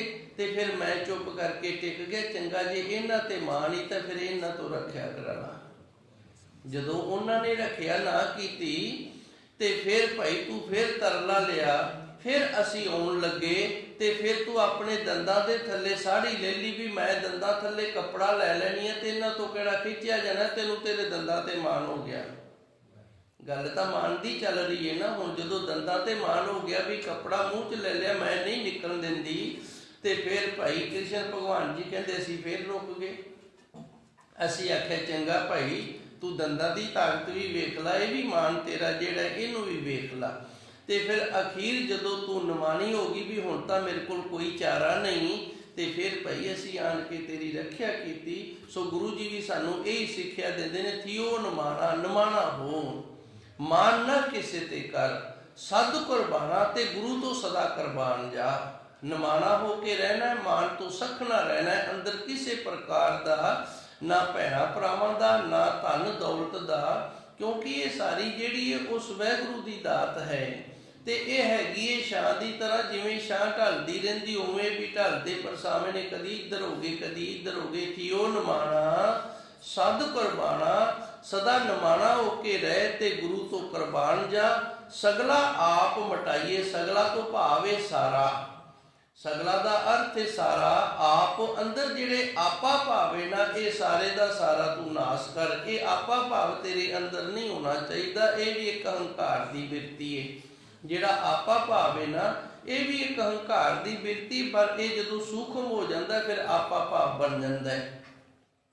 ਹੰਕਾਰ ਹੈ ਜਿਹੜਾ ਉਹ ਸਾਰਿਆਂ ਨੂੰ ਦਿਸਦਾ ਹੈ। ਜਿਹੜਾ ਮਨੁੱਖ ਹੰਕਾਰੀ ਹੋਵੇ ਨਾ, ਤੇ ਸਾਨੂੰ ਸਾਰਿਆਂ ਨੂੰ ਪਤਾ ਲੱਗ ਜਾਂਦਾ ਇਹ ਬੜਾ ਹੰਕਾਰੀ ਹੈ। ਜਿਹੜਾ ਕ੍ਰੋਧੀ ਹੋਵੇ ਉਹ ਵੀ ਦਿਸ ਜਾਂਦਾ ਵੀ ਇਹ ਬੜਾ ਕ੍ਰੋਧੀ ਹੈ, ਤੇ ਜਿਹੜਾ ਨਿੰਦਕ ਹੋਵੇ ਉਹ ਵੀ ਸਾਨੂੰ ਦਿਸ ਜਾਂਦਾ ਵੀ ਇਹ ਨਿੰਦਕ ਹੈ।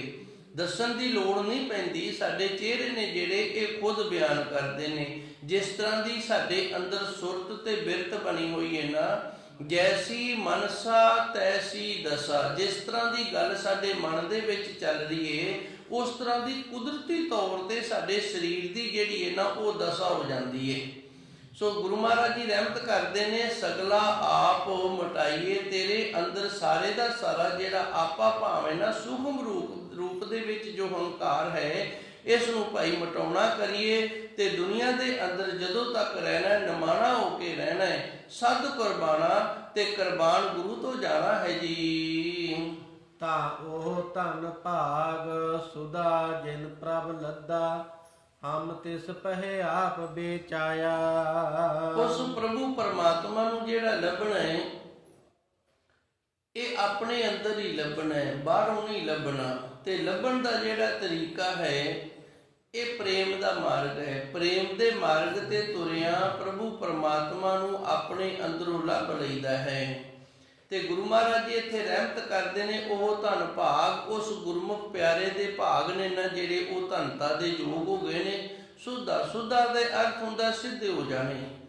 ਮਨੁੱਖ ਜਿਹੜਾ ਹੈ ਇਸ ਦੇ ਜੀਵਨ ਦੇ ਅੰਦਰ ਕਰਮ ਨੇ ਜਿਹੜੇ ਇਹ ਦੋ ਮਾਰਗ ਬਣਾਉਂਦੇ ਨੇ। ਥੋੜਾ ਜਿਹਾ ਬਰੀਕੀ ਵਾਲੀ ਗੱਲ ਹੈ, ਮੈਂ ਛੇੜ ਬੈਠਾ, ਹੁਣ ਸਮਝਾਂਗੇ ਵੀ ਆਪਾਂ ਜ਼ਰੂਰ, ਤੇ ਮੈਂ ਵੀ ਸਮਝਾਉਣ ਦਾ ਯਤਨ ਕਰਾਂਗਾ। ਮਨੁੱਖ ਜਦੋਂ ਜ਼ਿੰਦਗੀ ਜਿਉਂਦਾ ਹੈ, ਇਸ ਦੀ ਜ਼ਿੰਦਗੀ ਜਿਉਂਦਿਆਂ ਇਸ ਦੇ ਕਰਮ ਨੇ ਜਿਹੜੇ ਇਹਨੂੰ ਦੋ ਰਸਤੇ ਵਿਖਾਉਂਦੇ ਨੇ। ਤੇ ਇਹ ਦੋ ਰਸਤਿਆਂ ਦੇ ਵਿੱਚੋਂ ਜਿਹੜੇ ਰਸਤੇ ਤੇ ਚੱਲ ਪਵੇ, ਜੇ ਉਹ ਗਲਤ ਹੋਵੇ ਤੇ ਉਹਦੇ ਤੋਂ ਹਟ ਕੇ ਇਹ ਚੰਗੇ ਰਸਤੇ ਤੇ ਆ ਜਾਵੇ, ਤੇ ਫਿਰ ਉਹਦੇ ਭਾਗ ਜਿਹੜੇ ਨੇ ਨਾ ਸੁੱਧਾ ਉਹ ਸਿੱਧੇ ਹੋ ਜਾਂਦੇ ਨੇ, ਕਰਮ ਸਿੱਧੇ ਹੋ ਜਾਂਦੇ ਨੇ। ਤੇ ਜੇ ਇਹ ਦੂਜੇ ਰਸਤੇ ਤੇ ਚੱਲ ਜਾਵੇ ਤੇ ਫਿਰ ਕਰਮ ਨੇ ਜਿਹੜੇ ਇਹ ਪੁੱਠੇ ਹੁੰਦੇ ਜਾਂਦੇ ਨੇ। ਇਹਨੂੰ ਥੋੜਾ ਜਿਹਾ ਇਸ ਤਰ੍ਹਾਂ ਵੀ ਸਮਝ ਲਓ, ਜੇ ਚੰਗੇ ਮਾਰਗ ਤੇ ਚੱਲ ਪਈਏ ਨਾ ਤੇ ਫਿਰ ਜਿਹੜੇ ਮਾੜੇ ਕੀਤੇ ਹੋਏ ਕਰਮ ਨੇ ਉਹ ਘਟਦੇ ਜਾਂਦੇ ਨੇ, ਤੇ ਜੇ ਮਾੜੇ ਰਸਤੇ ਤੇ ਚੱਲ ਪਈਏ ਤੇ ਫਿਰ ਜਿਹੜੇ ਚੰਗੇ ਕਰਮ ਨੇ ਉਹ ਘਟਦੇ ਜਾਂਦੇ ਨੇ, ਉਹ ਨਾਸ ਹੁੰਦੇ ਜਾਂਦੇ ਨੇ। ਇਸ ਨੂੰ ਭਗਤ ਕਬੀਰ ਜੀ ਨੇ ਨਾ ਆਪਣੇ ਸ਼ਬਦ ਦੇ ਅੰਦਰ ਬੜਾ ਸੁੰਦਰ ਬਿਆਨ ਕੀਤਾ ਹੈ। ਗੌਣ ਬਾਰ ਬੇਲ ਘਰ ਆਈ, ਇਸ ਤਰ੍ਹਾਂ ਇਹ ਸ਼ਬਦ ਹੈ, ਮੈਨੂੰ ਥੋੜਾ ਜਿਹਾ ਵਿਸਰ ਗਿਆ। ਸੋ ਉਹ ਸ਼ਬਦ ਦੇ ਅੰਦਰ ਭਗਤ ਜੀ ਨੇ ਸਾਨੂੰ ਇਹ ਦੱਸਿਆ ਵੀ ਗੁਰਮੁਖ ਪਿਆਰਿਆ, ਜਦੋਂ ਤੂੰ ਜਨਮ ਲੈਣਾ ਨਾ, ਜਿਹੜੇ ਪਰਿਵਾਰ ਦੇ ਵਿੱਚ ਤੈਨੂੰ ਜਨਮ ਮਿਲਦਾ ਹੈ ਉਹ ਪਰਿਵਾਰ ਦੇ ਨਾਲ ਤੇਰਾ ਸੰਯੋਗ ਹੈ। ਕਿਉਂਕਿ ਗੁਰਬਾਣੀ ਸਾਨੂੰ ਦੱਸਦੀ ਹੈ ਸੰਯੋਗ ਵਿਯੋਗ ਦੋਏ ਕਾਰ ਚਲਾਵੇ, ਦੋ ਹੀ ਕੰਮ ਹੋ ਰਹੇ ਨੇ ਸੰਸਾਰ ਦੇ ਅੰਦਰ, ਇੱਕ ਮਿਲ ਜਾਣਾ ਤੇ ਇੱਕ ਵਿਛੜ ਜਾਣਾ। ਸੰਯੋਗ ਦੇ ਨਾਲ ਸਾਨੂੰ ਪਰਿਵਾਰ ਮਿਲਦਾ ਹੈ। ਹੁਣ ਪਰਿਵਾਰ ਜਿਹੜਾ ਮਿਲਿਆ ਉਹ ਸਾਨੂੰ ਮਿਲਿਆ ਸੰਯੋਗ ਦੇ ਨਾਲ। ਤੇ ਅਸੀਂ ਵੇਖਦੇ ਹਾਂ ਪਰਿਵਾਰ ਦੇ ਜਿਤਨੇ ਵੀ ਜੀਅ ਹੁੰਦੇ ਨੇ, ਜਿਤਨੇ ਵੀ ਮੈਂਬਰ ਹੁੰਦੇ ਨੇ, ਉਹਨਾਂ ਸਾਰਿਆਂ ਦੇ ਵਿਚਾਰ ਨੇ ਜਿਹੜੇ ਆਪੋ ਆਪਣੇ ਹੁੰਦੇ ਨੇ। ਕਈਆਂ ਦੇ ਨਾਲ ਸਾਡੇ ਵਿਚਾਰ ਰਲਦੇ ਨੇ, ਕਈਆਂ ਦੇ ਨਾਲ ਸਾਡੇ ਵਿਚਾਰ ਪਰਿਵਾਰਿਕ ਮੈਂਬਰਾਂ, ਆਪਣੇ ਭਰਾਵਾਂ ਦੇ ਨਾਲ, ਭੈਣਾਂ ਦੇ ਨਾਲ, ਮਾਤਾ ਪਿਤਾ ਦੇ ਨਾਲ ਵੀ ਸਾਡੇ ਕਈ ਥਾਵਾਂ ਤੇ ਵਿਚਾਰ ਨਹੀਂ ਰਲਦੇ। ਹੁਣ ਗੁਰੂ ਮਹਾਰਾਜ ਜੀ ਸੱਚੇ ਸਤਿਗੁਰ ਦੱਸਦੇ ਨੇ ਇੱਥੇ ਜੋ ਸਾਨੂੰ ਕਿਹਾ, ਉਹ ਧਨ ਭਾਗ ਸੁਧਾ ਉਹ ਧਨਤਾ ਦੇ ਯੋਗ ਹੋ ਗਿਆ ਜਿਹਨੇ ਆਪਣੇ ਭਾਗ ਸਿੱਧੇ ਕਰ ਲਏ ਨੇ। ਤੇ ਇਹ ਸਿੱਧੇ ਕਿਵੇਂ ਹੁੰਦੇ ਨੇ? ਜਿਹੜੇ ਪਰਿਵਾਰ ਦੇ ਵਿੱਚ ਅਸੀਂ ਜਨਮ ਲਿਆ ਹੈ ਨਾ, ਉਸ ਪਰਿਵਾਰ ਦੇ ਵਿੱਚ ਜੇ ਪਰਿਵਾਰ ਵਾਲੇ ਗੁਰੂ ਘਰ ਆਉਂਦੇ ਨੇ, ਗੁਰੂ ਵਾਲੇ ਨੇ, ਤੇ ਫਿਰ ਭਾਈ ਸਾਡੇ ਕੁਦਰਤੀ ਤੌਰ ਤੇ ਜਿਹੜੇ ਭਾਗ ਨੇ, ਨਸੀਬ ਨੇ, ਉਹ ਸਿੱਧੇ ਹੋ ਗਏ ਨੇ। ਤੇ ਫਿਰ ਵੀ ਇਤਨਾ ਸੋਹਣਾ ਤੇ ਚੰਗਾ ਪਰਿਵਾਰ ਮਿਲਣ ਦੇ ਬਾਵਜੂਦ ਵੀ ਅਸੀਂ ਬਾਹਰ ਦੀ ਜਿਹੜੀ ਸੰਗਤ ਹੈ ਉਹ ਮਾੜੀ ਕਰ ਲਈਏ ਤੇ ਫਿਰ ਸਾਡੇ ਭਾਗ ਮਾੜੇ ਹੁੰਦੇ ਨੇ। ਹੁਣ ਵੇਖੋ ਦੋ ਰਸਤੇ ਨੇ, ਆ ਵੇਖਦੀਆਂ ਕਈ ਬੱਚੇ ਨੇ, ਮਾਤਾ ਪਿਤਾ ਬੜੇ ਚੰਗੇ ਨੇ, ਬੜੇ ਸਿਆਣੇ ਨੇ, ਹਰ ਪ੍ਰਕਾਰ ਦੇ ਨਸ਼ੇ ਤੋਂ ਰਹਿਤ ਨੇ, ਕੋਈ ਬੁਰਾਈ ਨਹੀਂ ਕਰਦੇ, ਪਰ ਉਹਨਾਂ ਦੇ ਧੀਆਂ ਪੁੱਤਰ ਜਿਹੜੇ ਨੇ ਉਹ ਕਿਤੇ ਨਾ ਕਿਤੇ ਬੁਰਾਈ ਵਾਲੇ ਰਸਤੇ ਤੇ ਚੱਲ ਪਏ ਨੇ, ਮਾੜੇ ਪਾਸੇ ਚੱਲ ਪਏ ਨੇ। ਤੇ ਅਸੀਂ ਕਹਿ ਦਿੰਦੇ ਹਾਂ ਭਾਈ ਤੁਹਾਡੇ ਮਾਤਾ ਪਿਤਾ ਤਾਂ ਬੜੇ ਚੰਗੇ ਸਨ ਤੇ ਤੂੰ ਇਸ ਤਰ੍ਹਾਂ ਦਾ ਕਿਵੇਂ ਹੋ ਗਿਆ ਹੈ? ਇਹਨੂੰ ਹੁਣ ਬਾਹਰ ਦੀ ਜਿਹੜੀ ਸੰਗਤ ਹੈ ਨਾ, ਉਸ ਨੇ ਗਰਕ ਕਰ ਦਿੱਤਾ ਹੈ। ਰਸਤੇ ਦੋ ਨੇ, ਦੋਵਾਂ ਦੇ ਵਿੱਚੋਂ ਇੱਕ ਰਸਤੇ ਤੇ ਤੁਰਿਆ ਜਾਏਗਾ, ਭਾਵੇਂ ਮਨੁੱਖ ਚੰਗੇ ਰਸਤੇ ਤੇ ਤੁਰ ਪਵੇ ਤੇ ਭਾਵੇਂ ਮਾੜੇ ਤੇ ਤੁਰ ਪਵੇ। ਜੇ ਇਸ ਤਰ੍ਹਾਂ ਮਾੜੀ ਸੰਗਤ ਮਿਲ ਗਈ ਤੇ ਅਸੀਂ ਆਪਣੇ ਆਪ ਨੂੰ ਸੰਕੋਚਿਆ ਨਹੀਂ ਨਾ, ਆਪਣੇ ਆਪ ਨੂੰ ਬਚਾਇਆ ਨਹੀਂ, ਤੇ ਫਿਰ ਸਾਡੇ ਭਾਗ ਸਿੱਧੇ ਨਹੀਂ ਹੋਣਗੇ। ਫਿਰ ਭਾਗ ਜਿਹੜੇ ਨੇ ਉਹ ਪੁੱਠੇ ਕਰ ਲੈਣੇ ਅਸੀਂ। ਤੇ ਜੇ ਗੁਰੂ ਨੇ ਕਿਰਪਾ ਕੀਤੀ ਏ, ਸਾਡੇ ਮਾਤਾ ਪਿਤਾ ਦੇ ਸੰਯੋਗ ਦੇ ਨਾਲ, ਸੰਗਤ ਦੇ ਸੰਯੋਗ ਦੇ ਨਾਲ ਅਸੀਂ ਮਾੜੀ ਸੰਗਤ ਤੋਂ ਆਪਣੇ ਆਪ ਨੂੰ ਬਚਾਉਣ ਦਾ ਯਤਨ ਕੀਤਾ ਏ, ਤੇ ਸਾਡੇ ਕਰਮਾਂ ਦੇ ਵਿੱਚ ਭਾਵੇਂ ਵੱਡੇ ਤੋਂ ਵੱਡਾ ਕਲੰਕ ਲਿਖਿਆ ਹੋਇਆ ਨਾ, ਗੁਰੂ ਕਿਰਪਾ ਕਰਨਗੇ ਫਿਰ ਉਸ ਕਲੰਕ ਤੋਂ ਵੀ ਸਾਨੂੰ ਬਚਾ ਲੈਂਦੇ ਨੇ।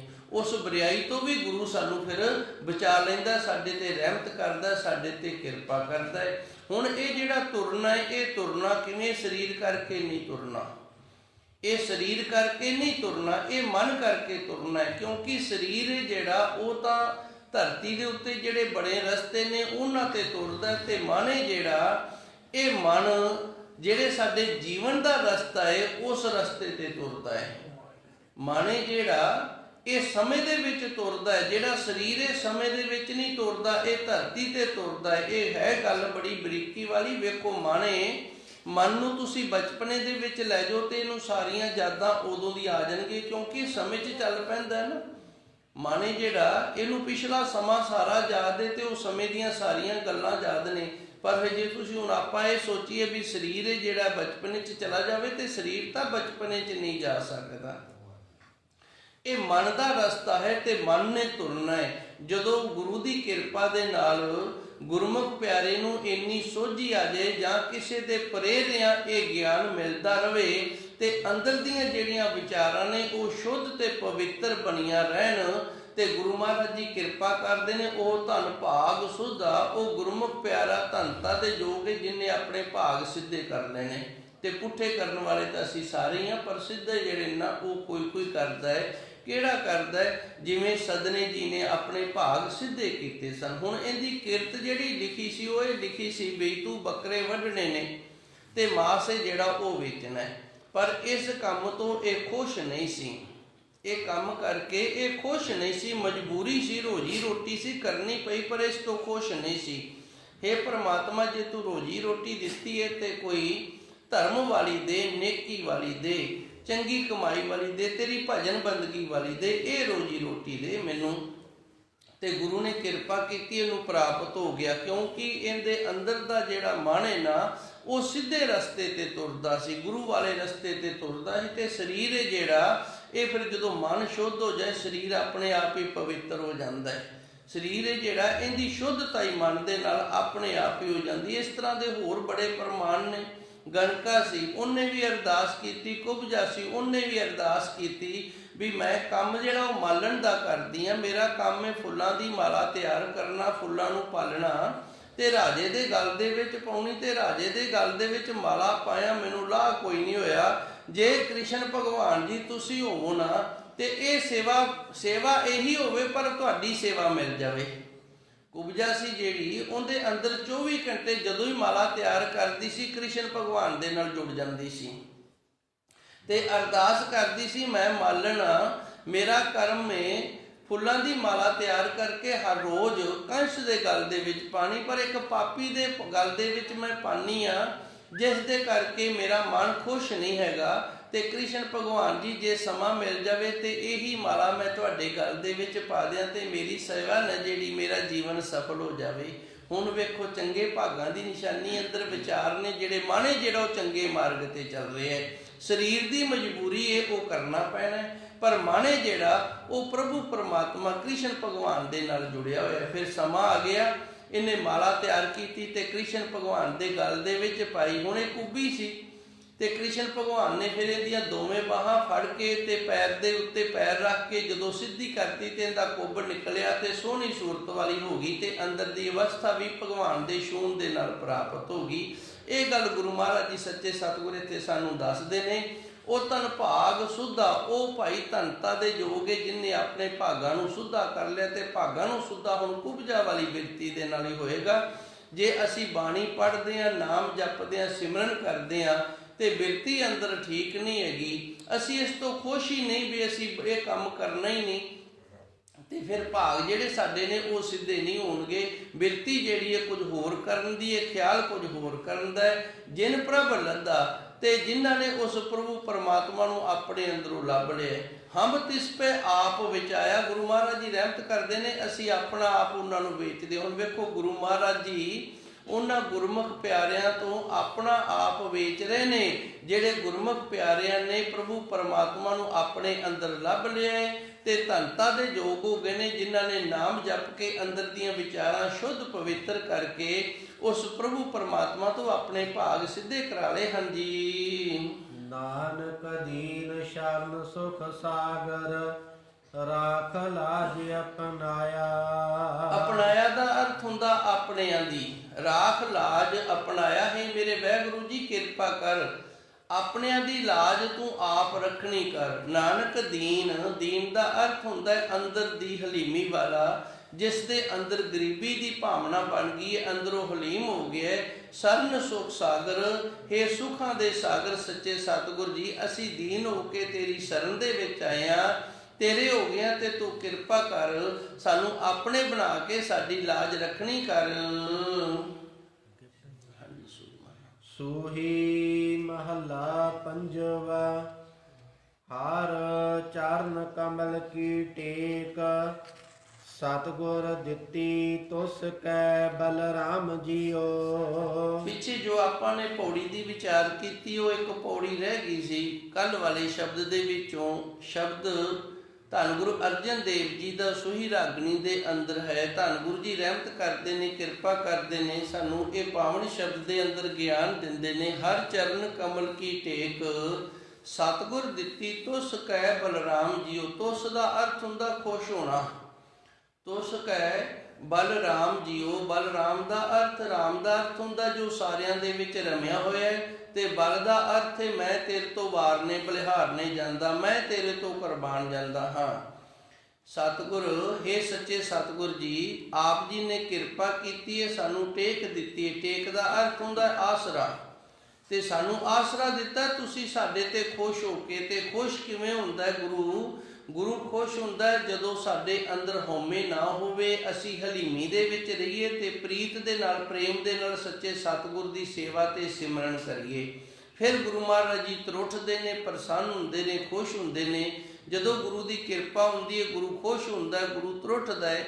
ਧੰਨ ਗੁਰੂ ਮਹਾਰਾਜ ਜੀ ਨੇ ਜੋ ਮੰਗਲਾਚਰਨ ਗੁਰੂ ਅਰਜਨ ਦੇਵ ਜੀ ਨੇ ਦਰਜ ਕੀਤਾ ਨਾ, ਇੱਕ ਓੰਕਾਰ ਸਤਿਗੁਰ ਪ੍ਰਸਾਦ। ਦਾਸ ਨੇ ਅੱਗੇ ਵੀ ਕਈ ਵਾਰੀ ਇਹ ਵਚਨ ਸੰਗਤ ਦੇ ਨਾਲ ਸਾਂਝੇ ਕੀਤੇ ਨੇ। ਆਨੰਦਪੁਰ ਸਾਹਿਬ ਦੀ ਧਰਤੀ ਸੀ ਤੇ ਗੁਰੂ ਮਹਾਰਾਜ ਜੀ 10ਵੇਂ ਪਾਤਸ਼ਾਹ ਸਾਹਿਬ ਗੁਰੂ ਗੋਬਿੰਦ ਸਿੰਘ ਜੀ ਇਸ ਪਾਵਨ ਧਰਤੀ ਤੇ ਹੁਕਮ ਕਰਦੇ ਨੇ ਸਾਰੀ ਸੰਗਤ ਨੂੰ ਵੀ ਗੁਰਮੁਖ ਪਿਆਰਾ ਇਸ ਤਰ੍ਹਾਂ ਦਾ ਵੀ ਹੈਗਾ ਜਿਹੜਾ ਸਾਨੂੰ ਥੋੜੇ ਜਿਹੇ ਸ਼ਬਦਾਂ ਦੇ ਵਿੱਚ ਧੰਨ ਗੁਰੂ ਗ੍ਰੰਥ ਸਾਹਿਬ ਮਹਾਰਾਜ ਜੀ ਦੀ ਪੂਰਨ ਬਾਣੀ ਦੀ ਜਿਹੜੀ ਵਿਆਖਿਆ ਹੈ ਨਾ, ਉਹ ਦੱਸ ਦੇਵੇ, ਜਾਂ ਪੂਰਨ ਜਿਹੜੀ ਵਿਚਾਰ ਗੁਰੂ ਮਹਾਰਾਜ ਜੀ ਦਾ ਪੂਰਨ ਗਿਆਨ ਹੈ ਉਹ ਸਾਨੂੰ ਦੇ ਦੇਵੇ, ਉਹ ਸਾਨੂੰ ਦੱਸ ਦੇਵੇ। ਤੇ ਸਾਰੇ ਜਿਹੜੇ ਕਵੀ ਸਨ, 52 ਕਵੀ ਸਨ, ਹੋਰ ਵੀ ਸੰਗਤਾਂ ਸਨ, ਸਾਰੇ ਬੜੇ ਹੈਰਾਨ ਹੋ ਗਏ, ਕਹਿੰਦੇ ਜੀ ਇਹ ਤਾਂ ਨਹੀਂ ਹੋ ਸਕਦਾ।